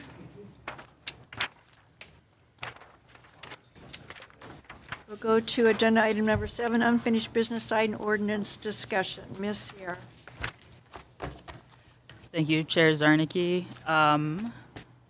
So we'll start with an adjusted schedule. This was, sorry. Give me a moment. So the schedule was extended a little bit to give both the planning team and the legal team a little more time to flesh out the final version in May and June after we discuss in April. So April, May-ish, and then bring it back in June likely. I think we're realizing it's just quite the long list, and it keeps growing, and we want to make sure we're, giving our full attention and due diligence to it. Yeah, thank you. Tonight, though, is about temporary signs. I guess first, though, we'll talk about last meeting. There's some draft ordinance language. It's a little bit more cleaned up from last time. Is there any questions on the nonconformity and real estate signage and subdivision signage? I did Billboards not as have well. any. Yeah, you really organized that at least from Well, the last meeting, and broke it down into 4 separate categories, kind of, that this makes more sense. I couldn't tell if that was sarcasm, but thank you. No, you really did. Because it does get unwieldy, Yeah. but. No, compared to what we were going through, signs are a real Yeah, chore. definitely. I will say, Chair Zarnicki, I did follow up with the building manager and code enforcement. They don't actively do any like 5-year reviews or anything. Mr. Logan said he didn't think it would be a good idea to do that. So it's currently now enforcement's on complaints. Complaint-driven again. They did go through and they removed recently all feather signs from the easements. I'm sure people can put them back up, but they did, they have been trying to keep an eye on that one at least. Okay, because Signs that in the was one of my questions. I know Mr. Salufo addressed the flag and feather sign, so yeah. So that was kind of a follow-through for Mr. Salufo also, to be aware of that. Well, we've got a lot to talk about with temporary signage, so let's get it started. Okay. Before you go forward. Yeah. You want to take that out about a review of signs? And I thought it was 10 years that we talked about. That they had to go through and have an inspection every 10 years on their sign. And, In the current ordinance or no, our draft? our draft. Yeah, I mean, I would say if it's likely not going to happen, then we might not want to include it if it's not practical. I think it's very practical. I mean, you don't have your city looking like a junkyard like that last sign that we just was in, you know, it looked terrible. That they finally came in and cleaned it up. And if we had somebody going out and looking at that stuff, I mean, maybe our city would not look like so much of a junkyard. So, I mean, if they are in disrepair, they do have to be, maintained per the ordinance. I'm not sure that the code enforcement, he's only part-time and there's only one of him presently. I'm not sure that he has the capacity to. Is that our problem to now staff city positions? Just It's- pragmatically, I'm trying It's a to. rhetorical question. Sure. Like, it's not our job to go do code enforcement either. Mm-hmm. Okay, so I think we need to go forward with what we think is right. And just, you can't, We can't base it on the current staffing. Is that what you Yes. want to say? yeah. No, Commissioner Kyle or Commissioner Warner, do you have any comments on I, that? I think too, I know the new code enforcement person doesn't have the experience yet and is learning as he goes and working with the short time. The good thing I think we have here is that we're only 4 square miles. Think about it in regular townships that are 16 square miles, and that's 3 times or 4 times that amount. Three times more to cover. I think if it was organized into a checklist that you cover a certain area, like we did with sidewalks and that, you make it a 1 or 2 year process, and you take that list and cover one area at a time, go through, check off, are these things in disrepair? We've got to start somewhere. It's better than not starting at all. Is there an associated fee with the review? That's the biggest problem because, I mean, you can't charge the people, you can't charge them yet for anything, but if they're going to be made to replace or bring something up to date, that's what's going to cost them. But I understand you're paying somebody to do this. I guess that comes with the job and having somebody to do that job. The person's there now, so it's a matter of training and utilizing the hours, it might not be as many, it still could be part-time hours. It's not like you got to hire a full-time guy to do this. You just spend so much time instead of sitting in the office or something, going out, cover a small area. It's very easy in this city, I think, for, after being associated with bigger places, that it's hard as anything. This to me now, when I handled the city, it was, it can get to be mind-blowing at times, but then once you break it down one thing at a time, like we did with sidewalks and that, you just do a certain area. I mean, we can't tell them who to hire. That's not our position again. So how do we handle something like this? But we got to have some kind of direction, make it a goal, and then however, that's not our job to figure that out of how to get the person to do it. But if you're going to have ordinances, you got to have enforcement. That's just part of what we got. So we got an ordinance here, we got a whole set of ordinances, but we're concentrating on one, so you got to start somewhere. If you don't start, even if it's just taking that little bite out of it first, you're not going to get anywhere. So I think taking it and doing it, and you have a form that with all the things, and you just put those things for that, send them a notice saying, this is what we feel. I think some will want to keep their business looking good. It's going to be a sense of pride if you put something in front of them saying, hey, a lot of people don't even realize their sign is bad. Because they see it every day. They drive by it. They don't even look at their own sign. They're so used to passing it by that it can go 10 years and it's looking worse, but they're so used to every day seeing it. Sometimes it needs somebody telling them, hey, we need a change here. You gotta update this or something. And I would think they'd be proud of their business. That's what we'd hope. And that comes to being proud of the city then too, and how that looks. I just think it's got to start somewhere. I don't know, I'm taking a long way around probably trying to say it, but that's the only way things happen. It don't happen by just going out and writing tickets. It starts with maybe just a letter with a check, like I said, a checklist that this is what's bad on your sign, and this is what we can enforce. If we wanted to be nasty, we could write all this up because you don't meet the ordinance. But we're looking at old signs. That's our biggest problem. So I know what Frank's talking about is what's in here and how you kind of organized all that so that how we're looking at the old signs. And giving them a certain amount of time or whatever, if it's over 50%. I mean, how you judging all that? Your sign's in disrepair over 50%. I don't know how you do that. I think if it's in disrepair, it's in disrepair. That's 100% in disrepair, I guess. But where do you draw a line? I don't know. Let's start. The whole thing is getting it started. I agree. I think it should be in the ordinance to get it started. Yeah.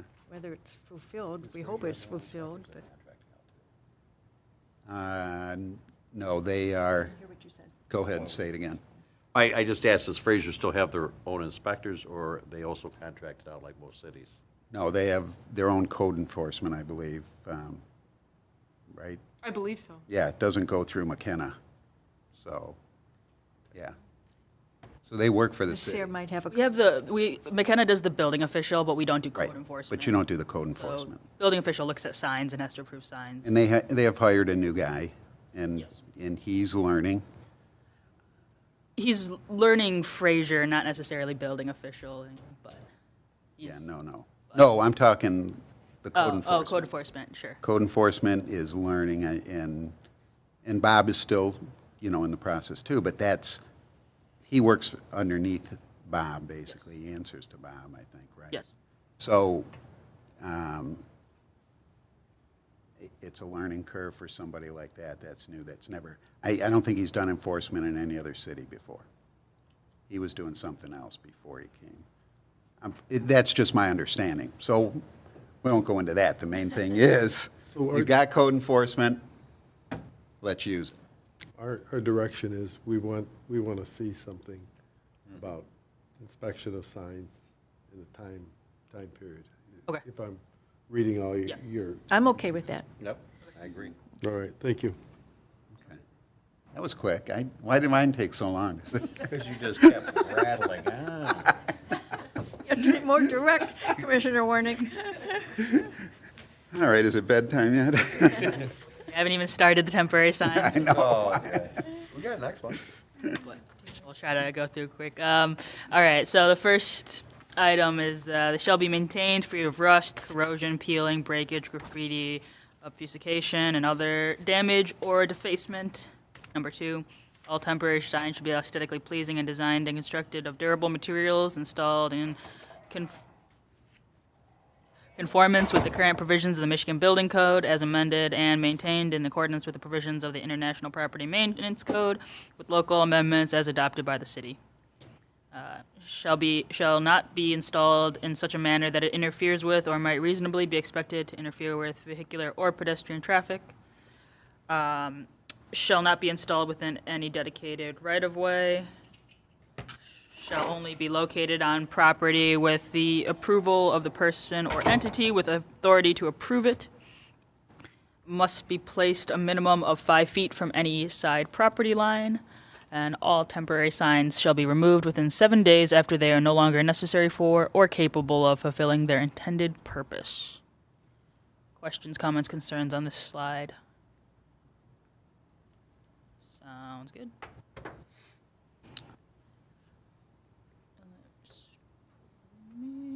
Okay, so number 8, for long-term temporary signs, all ground-mounted support posts shall be constructed of 4-inch by 4-inch pressure-treated posts with decorative post caps. All support posts and decorative post caps and other supporting framework shall be painted a uniform color.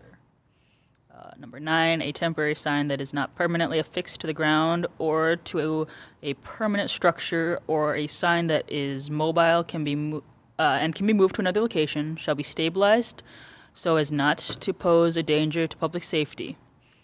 Prior to the sign being installed, the building department shall approve the method of stabilization. On properties utilized as single-family residential, short-term temporary signs shall not exceed 3 square feet. Long-term temporary signs shall not exceed 6 square feet. Total square footage for all temporary signage shall not exceed 9 square feet.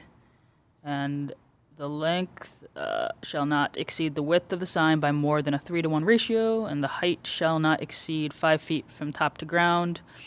Also want to note the attachment memo from the real estate agency is referring to not single-family residential signage. So this is kind of the section they're referring to when they're wrote their memo to basically ask that this kind of signage is not subject to a permit, which, as written now, it's not. Okay. Can I interject in there? Of course. So I saw that. I saw it was dated November 8th to the Planning Commission, and I've never seen anything. All of a sudden, we get it here. But it makes sense because now we're talking about it. I called the guy. The guy don't even work there anymore for the Realtor Board.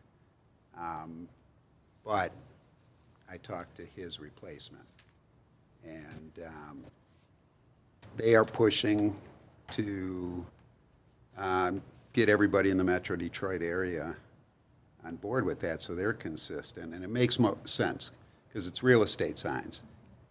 And you get something here, now, we have nothing, you never mention real estate signs in here at all.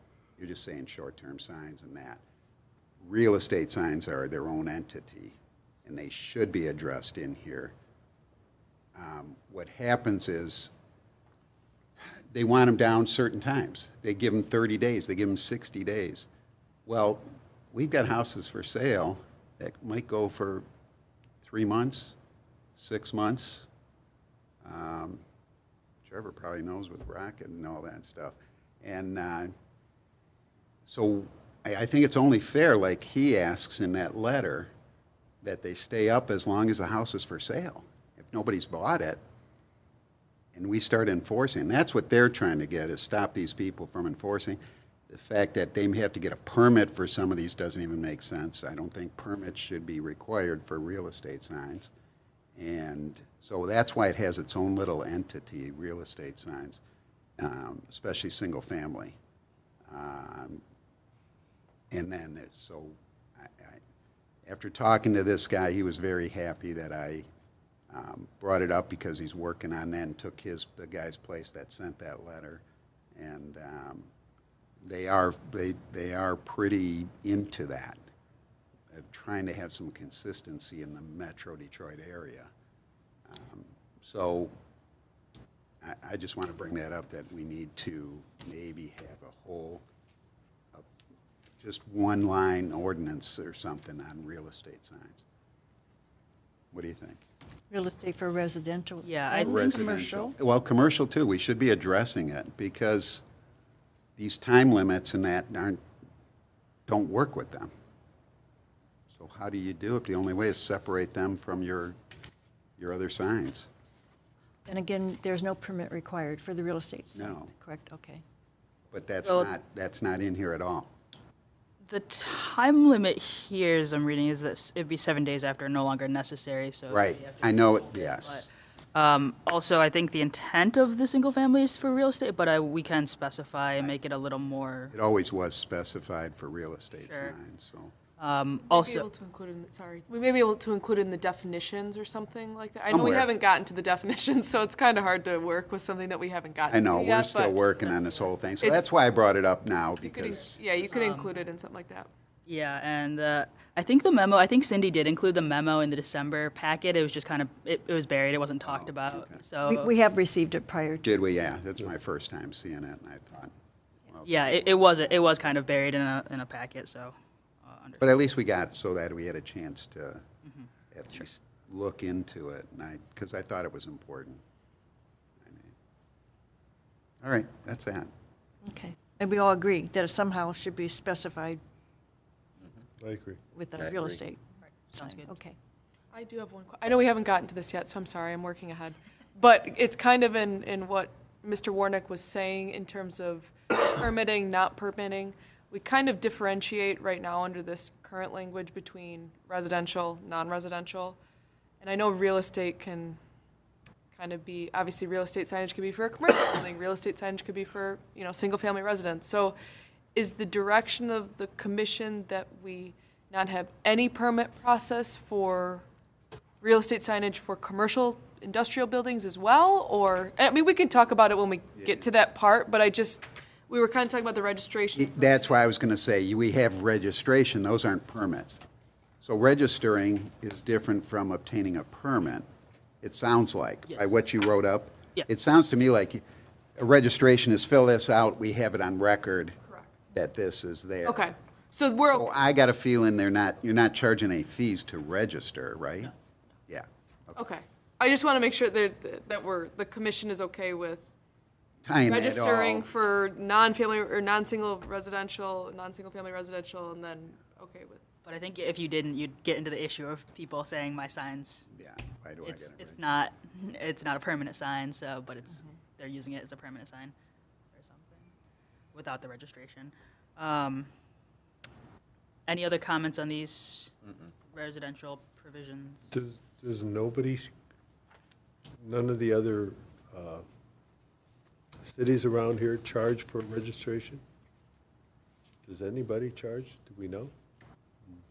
I do not know off the top of my head right now. It sounds to me like when he said in the letter that they do charge for permits on some of these. Yeah. That's why he likes the Troy one. If you read the Troy one, it's pretty There's no charge. right? clear. Yeah. So, yeah, I feel there's probably some, I mean, the city- revenue is revenue if they could find a way to get Yeah, revenue. exactly. But I think there The we're city's going going to up the spend their wrong way. time and their money to do it, so they should be reimbursed, I would think, you know? Maybe a $5, $10 registration fee or something, just a registration fee. We can look into peer communities again, and we can bring that back next month. Great. Okay. Sounds good. All right, anything else on this one? Nope. All right. on properties that are not utilized as single-family residential, and this is a little more background, but because non-residential uses are afforded a variety of unique options for expression of commercial and site uses messages based on the inherent distinctions between residential and non-residential property uses, including but not limited to freestanding signage, wall signage, window signage, and identification signage, the city deems the societal interests in limiting the proliferation of blight and reducing driver distraction and vision obstructions to be paramount over the ability to communicate additional commercial messages through signage. Therefore, temporary signs relating to the commercial use of property are not permitted unless approved as an integral but incidental part of a temporary use permit, the process for which is set forth elsewhere in the city's zoning ordinance. The term commercial use of the property means the activity on the site that it's related to or which promotes the uses for which a certificate of occupancy has been granted by the city or for which any use, variance, or special approval land use has been approved.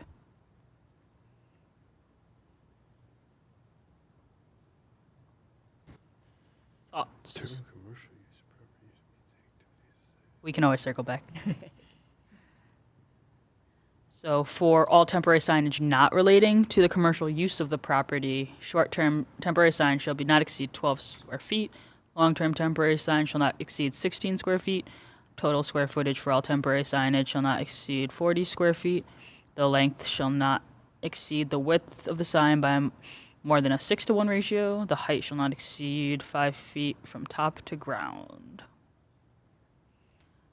No temporary signs are permitted until unused space on any building or monument sign is fulfilled unless an administrative modification is granted by the Administrative Review Board or variance is approved by the Zoning Board of Appeals. If a temporary sign is placed and thereafter 16 or more square feet of unused space on the existing monument sign becomes available, the temporary sign shall be removed within 60 days. Standards for administrative modification from the Administrative Review Board. I apologize, these probably should have been broken out as bullets. The property owner has less than a 16 square foot of unused space on the existing monument sign available, or the property owner has less than 16 square feet of usable contiguous space on the existing monument sign available, even if there is more than 16 square feet of unused space on the existing monument sign. I think this one is like very hard to understand at first, but then when you think about it, what they're basically talking, I think, is when you have a strip mall and you got a sign that has multiple tenants, don't be putting up a sign, a separate sign, when you can use that sign that doesn't have a tenant, say, and put it up there that there's space available or whatever. It just makes things look cleaner, and you don't have this sign that's abandoned on part of it, and then you're putting up other signs, so. It makes sense when at first when you read it, you just kind of get confused, but I think if you look at it that way, it's more easy to understand. What is the Administrative Review Board? I was just looking at that. I I was know, just yeah. wondering if we had that term in We don't prior have to this, I right? believe we have a board of review that's included in the ordinance. However, It's never been I filled. don't know if there's any.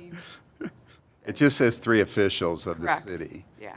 So who they are, I think it should be, it's like the Construction Board of Appeals. It's supposed to be designated by the state.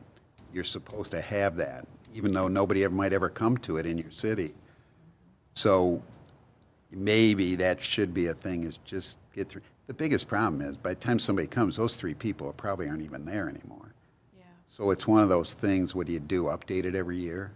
And you might never use it. So how do you? You had to bring it up, didn't you? You can change it to building manager. That's fine. Might, Yeah, more concrete. exactly, a position. if that's acceptable to the board. We could leave the variance to the Zoning Board of Appeals, obviously. And, I mean, if the commission is okay with an administrative modification by the building official or his or her designee or something, I mean, Well, it would be building official and planner? Would the planner be? There is another place where there's a building official and planner review. We just approved some paint for Meyer. So we could mirror that. We used to have to bring that to the planning commission, right? Luckily, we agreed on the paint color.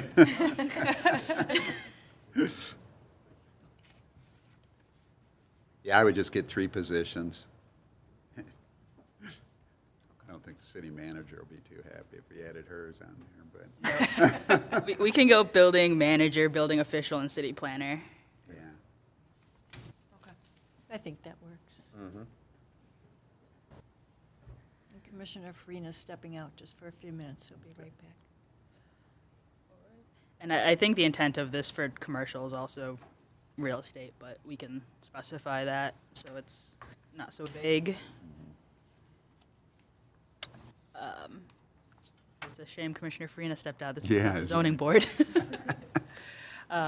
Well, the standards for variance requested from the zoning board of appeals, the property owner demonstrates an unfair or undue hardship or practical difficulty in complying with one or more of the provisions of this subsection relating to temporary signs. The zoning board of appeals may consider the additional factors set forth elsewhere in the zoning ordinance for granting a variance, but may relax or waive those conditions due to the temporary nature of the variance, which shall expire as prescribed by the zoning board of appeals. The zoning board of appeals may impose conditions deemed reasonable under the circumstances underlying the variance request in order to protect the character of the surrounding area, honor the spirit or intent of the zoning ordinance, and the regulations governing signage, and do substantial justice to the applicant and nearby property owners. A property owner aggrieved by the decisions of the administrative review board, which we would change then to mirror the building official, building manager, and city planner, may appeal that decision to the zoning board of appeals, which shall determine whether there's a competent, substantial, and material evidence to support the decision of, again, the administration. The zoning board of appeals may affirm, modify, or reverse the decision of administration. The zoning board of appeals may impose new conditions if it modifies the decision of the administration or grants approval of the property owner's request for relief. I would say keep everything administrative review board, and then at the beginning, just say the administrative review board consists of. And then. This way you can keep everything, because that's confusing if you got to start adding all that stuff on. Yeah, so just in the definition or whatever, yes. And then this stuff is stuff the zoning board needs to hear, so this would be perfect things for like the meeting on Monday to kind of make them aware of that. We're going through a sign ordinance, or if you do it are you at the zoning board meetings? Mm-hmm. So maybe just have just a quick thing where you bring up, because they're not seeing this stuff, right? Right. So maybe to bring it up that they, and they might come up with something too that helps, but this sounds good to me. You want to take time to read it, Commissioner Farina, real quickly? I read it.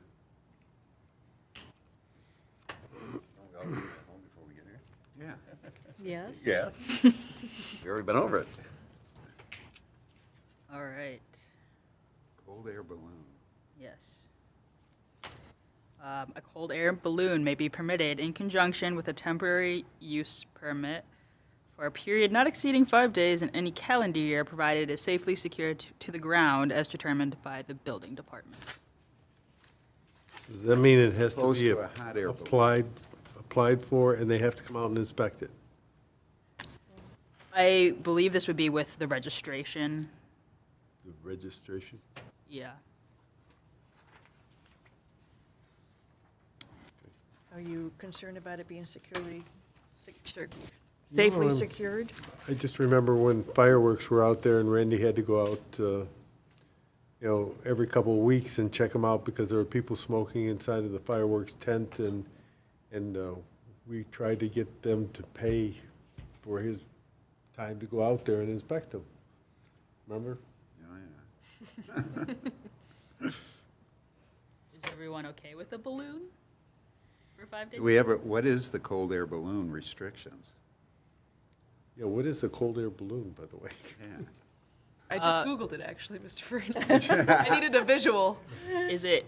It's the first time I've just ever seen not a the word hot air cold balloon? air. Yeah, It's usually hot that would air. be a I believe hot the air. hot, yeah, so I So a believe- cold air balloon is, to me, you blow them up, you put them on a string, and they're just sitting there and flapping in the wind. I think helium would count as cold air too, right? This might give a visual. It's kind of Oh, That's not what I imagined. It's just essentially a balloon that has strings coming down that it's attached into the ground.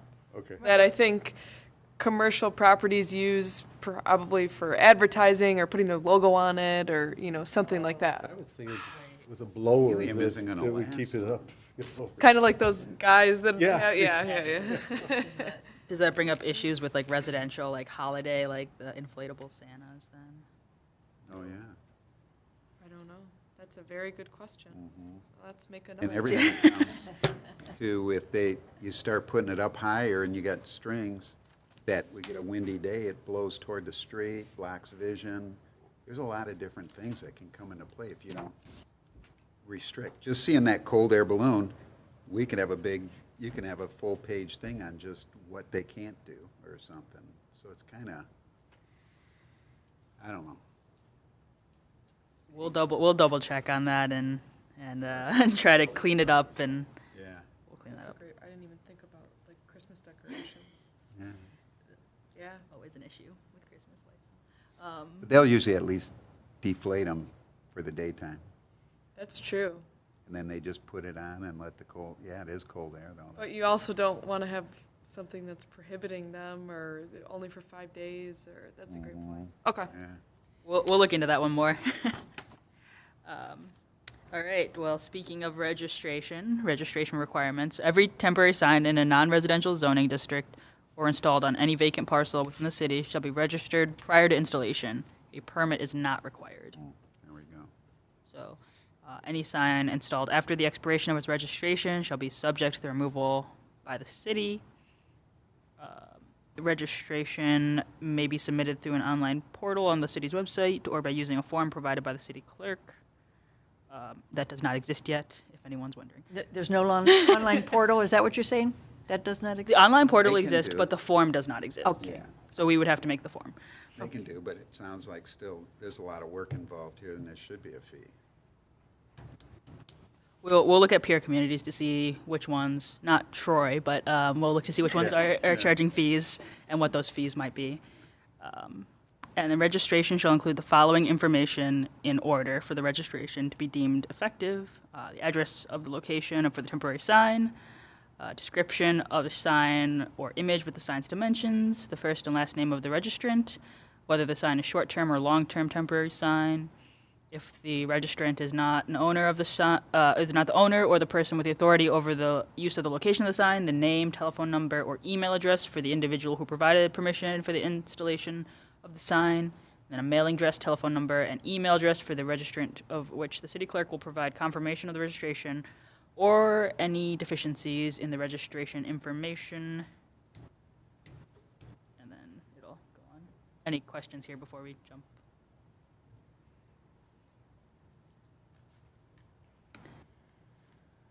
And the certification of the registrant has permission or authority from the property owner or person with authority over the property of the installation of the sign. Yes. You say city clerk there, do you mean building department clerk?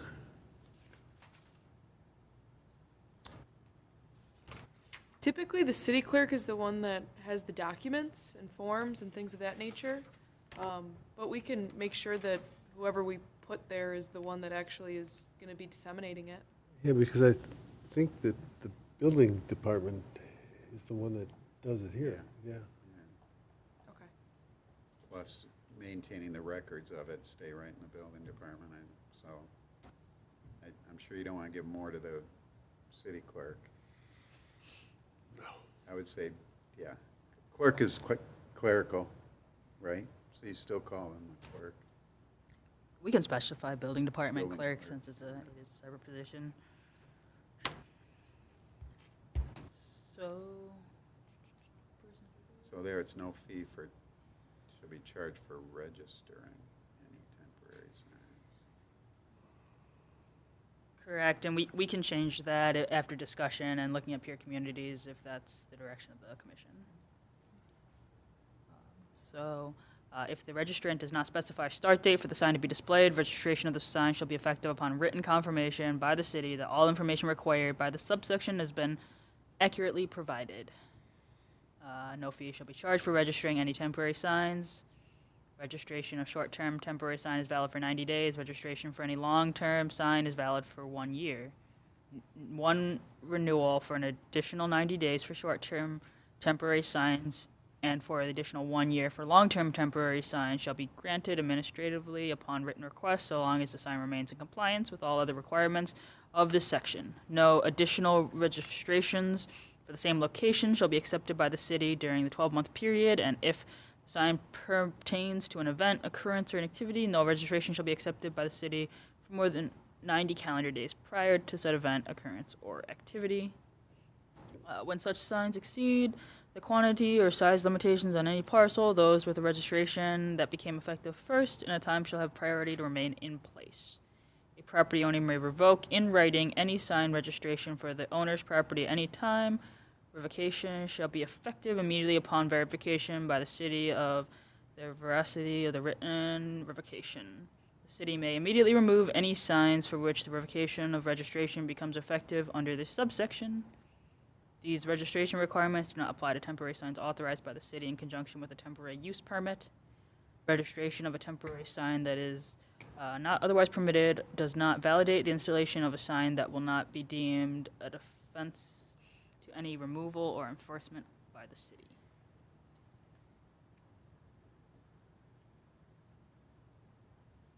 No thoughts?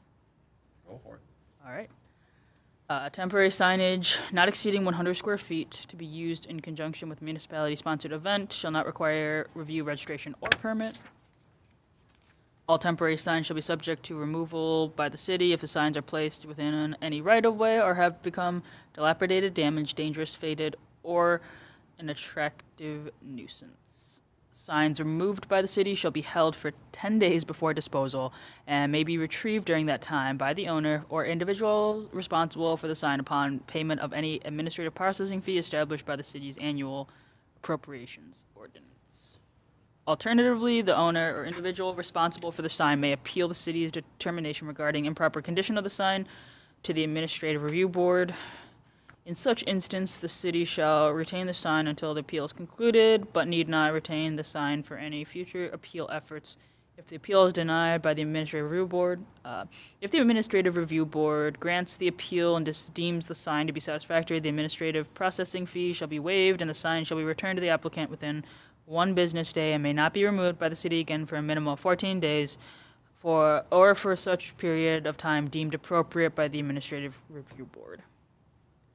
And the Administrative Review Board is a board comprised of 3 officials to hear the requests of administrative modification or administrative appeals permitted by this section, which we will now clarify which city officials. We will clarify the 3 officials. Is Yes. Yes, okay. Yes, correct. I think they're going to need a new position too for this. They're going to be called the sign police. I can do that when I retire. We have lots of jobs for you when you retire, Mr. Kyle. So that does bring us to the end. We'll note that the current ordinance is pretty vague on temporary signs. It specifies certain types of signs in some districts, like the central or community business district, but doesn't specify in other districts. So I think it's a good thing we're fleshing it out a little more. I think I duplicated some. Okay. Any questions, comments, final thoughts on temporary signs? I think we I didn't know what temporary beat them signs to was so death. much work. I know. I think they're just temporary. Yeah, I know. We don't do this all the time, by the way. Don't get discouraged. I don't know. And we're doing it till June at least. So. Oh, God. Plan on staying up one night a Yeah, month. just so you, Till 2 in the we're trying to rewrite the sign ordinance for the city, which is law, okay? And that's why the lawyers are here and the planners, yeah. Yeah. It is, and we spend a little bit of time every meeting on it, you know, and we. Mhm. Well, it's probably has been rewritten, how long? 20 years. Long time. Long time. So things have changed. 1979, I think. Yeah, we still don't know what that is.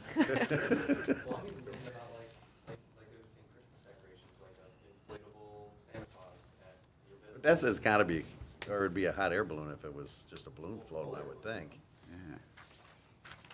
We'll circle back on it. That brings me to the end of the signs for this month. Thank you, everyone. Hey, thank you. Anybody in the audience would like to comment on the sign ordinance? Okay, we will go to agenda item number 8, public communication on non-agenda items. I'm not aware of any. Agenda item 9, monthly report, February 2024. Did you want to address that at all, Ms. Sear, or? I would just make the correction that I think I got the date wrong. The extension is to March 18th, not 16th, as I wrote here. For Hockeyland? For Hockeyland, yes. March 18, right? Okay. Yep. Okay. And then Sheets is returning. Sheets is returning. They are returning. When? Likely May. They were hoping April, but the attorneys are more comfortable with May timeline. Might be later. Any additional? I know that Mr. Gaber has been in contact with Mr. Andrews in my office, and an agreement, I believe, is in the works, which will obviously be sent to us for our review. And in my experience, in other communities, that typically takes some back and forth in figuring out what the final product may look like prior to that being sent to City Council, which is obviously where the applicant will be for the final approval. And why are they coming to you? So the zoning ordinance requires that a conditional rezoning agreement be provided prior to even being heard by City Council. So a draft conditional rezoning agreement would need to be finalized and provided to City Council. Well, what did we hear then? Did council act on our, No, they have not acted on your recommendation yet. Right, but that was their submittal for the use, the variance. Conditional rezonings, that's the key element for conditional rezoning. Right. Correct. You will have that agreement in hand for city council to make a determination. Correct. That is a requirement. We did not see it because the applicant is going back with the two attorneys going back and forth, creating this agreement. That agreement could be different than what they posed to us in front of us, somewhat different. I mean, It's very extensive, too. It is very Yes, there's certain, obviously, with a conditional rezoning, it's whatever the conditions that were obviously offered by the applicant. But it's very specific, in my experience, in other communities where you're referring to site plans, you're referring to proposed developments. There's a lot that goes into it. There is. and that is the contract between the city. Correct. And that does not, as you mentioned, Madam Chair, that's not in front of the Planning Commission when they come for their request. It happens in between the Planning Commission's decision and the City Council's decision. Can I ask, during city council deliberation, can there be items within that agreement that are changed or revised?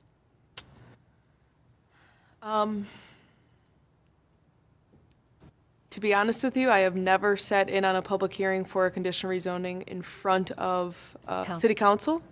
I know that probably Mr. Denault from our office will be at the City Council meeting.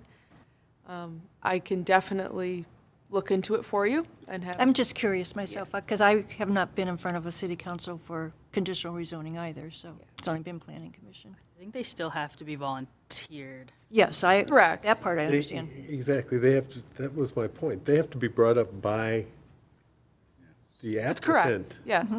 Which is. And they said that they can't be negotiated, is what I understood.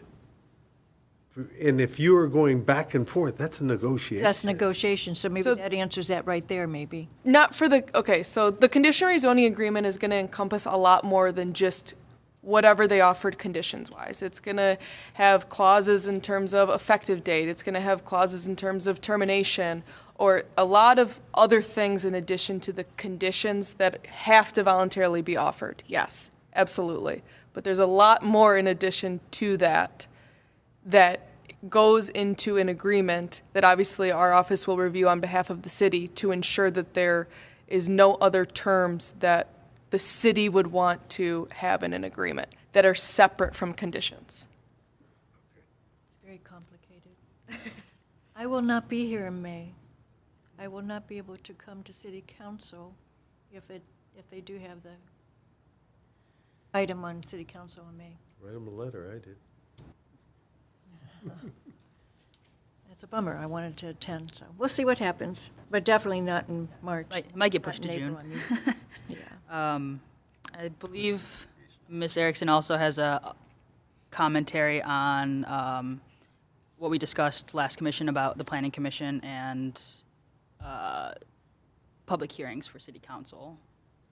Yeah, so legally speaking, I don't think that there's really any issue with bringing an ordinance that would require that.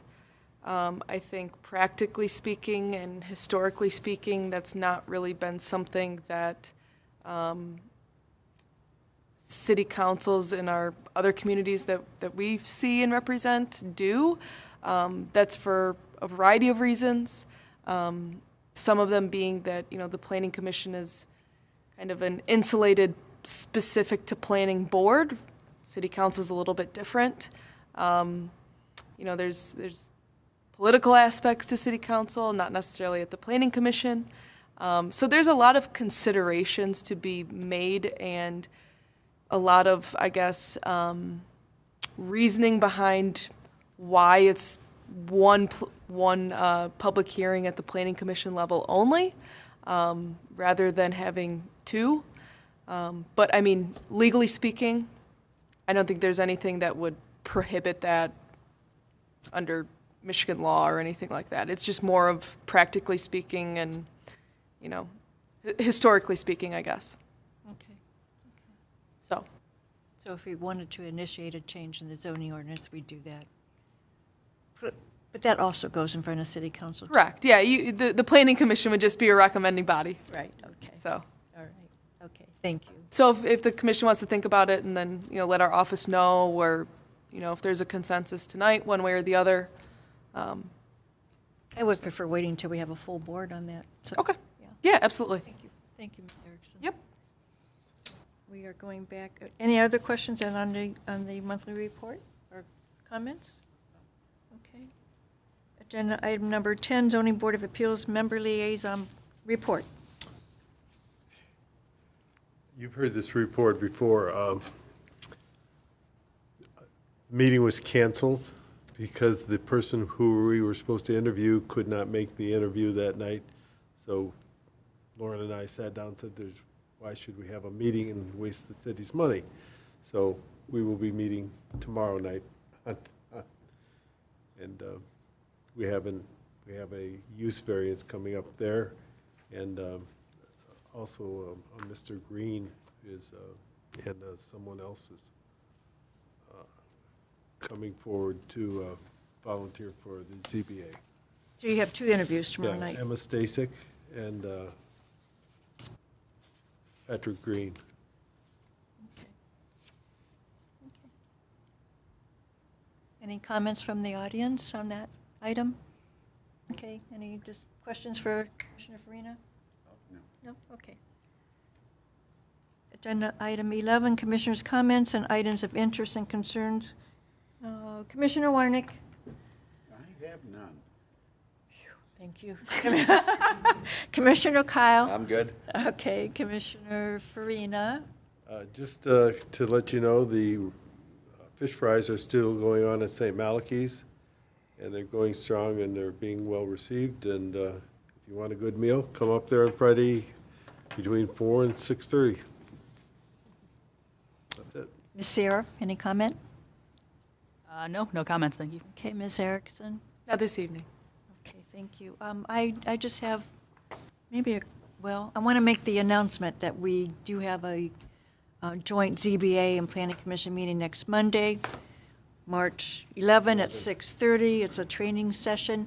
But my question to either one of Ms. Sayre or Ms. Erickson, I've never chaired, I never attended a joint meeting as a chairperson. Who chairs that meeting? Who coordinates the role of chair at a joint meeting? It's Think my about it. understanding that it's not a joint meeting per se. Yeah, I never, It's just a training Training. session, we've been so it won't, it's not technically an open meeting. It's, it is an open meeting. It No, has we to sat be. back there. But I don't know how it's going to be set up, but Yeah. it is an open meeting. It's still Anybody gotta can be come. open, yeah, it's Anyone more can than- come. I, So maybe the training presenter is the one who kind of, Well, last time, the attorney. yeah, Mr. Denault, Yeah, right? Don Denault. yeah, we'll, Just something that, we'll be doing, yeah, and I know, I wasn't around for the last training sessions, but I know that we had this conversation, I think, this week, actually, and Mr. Denault brought up a great point, that historically, trainings, they don't really have a chairperson or keep minutes or anything like that, because it makes it so confusing. You have a chair on Planning Commission, you have a chair on ZBA, things of that nature, so Mr. Farina and I are relinquished of our duties. Yes, unfortunately, it will be myself and Ms. Sayre and a lot of people from our offices that are running that meeting on Monday. Okay, all right, that was my question. What role do we have? Now, Don had talked about taping this so we could use it for future training. Is that still the process we're going to use? I can double check with him, and we'll probably have to check with the city administration to see if we have the ability to record it. So, I will make a note. Okay, thank you. Okay, I think we're ready for a motion to adjourn. I'll make a motion to adjourn. Second. It's been moved by Commissioner Warnick and support by Commissioner Farina to adjourn the meeting. All those in favor say aye. Aye. Any nays? We are adjourned. 9:12 is what I have on watch.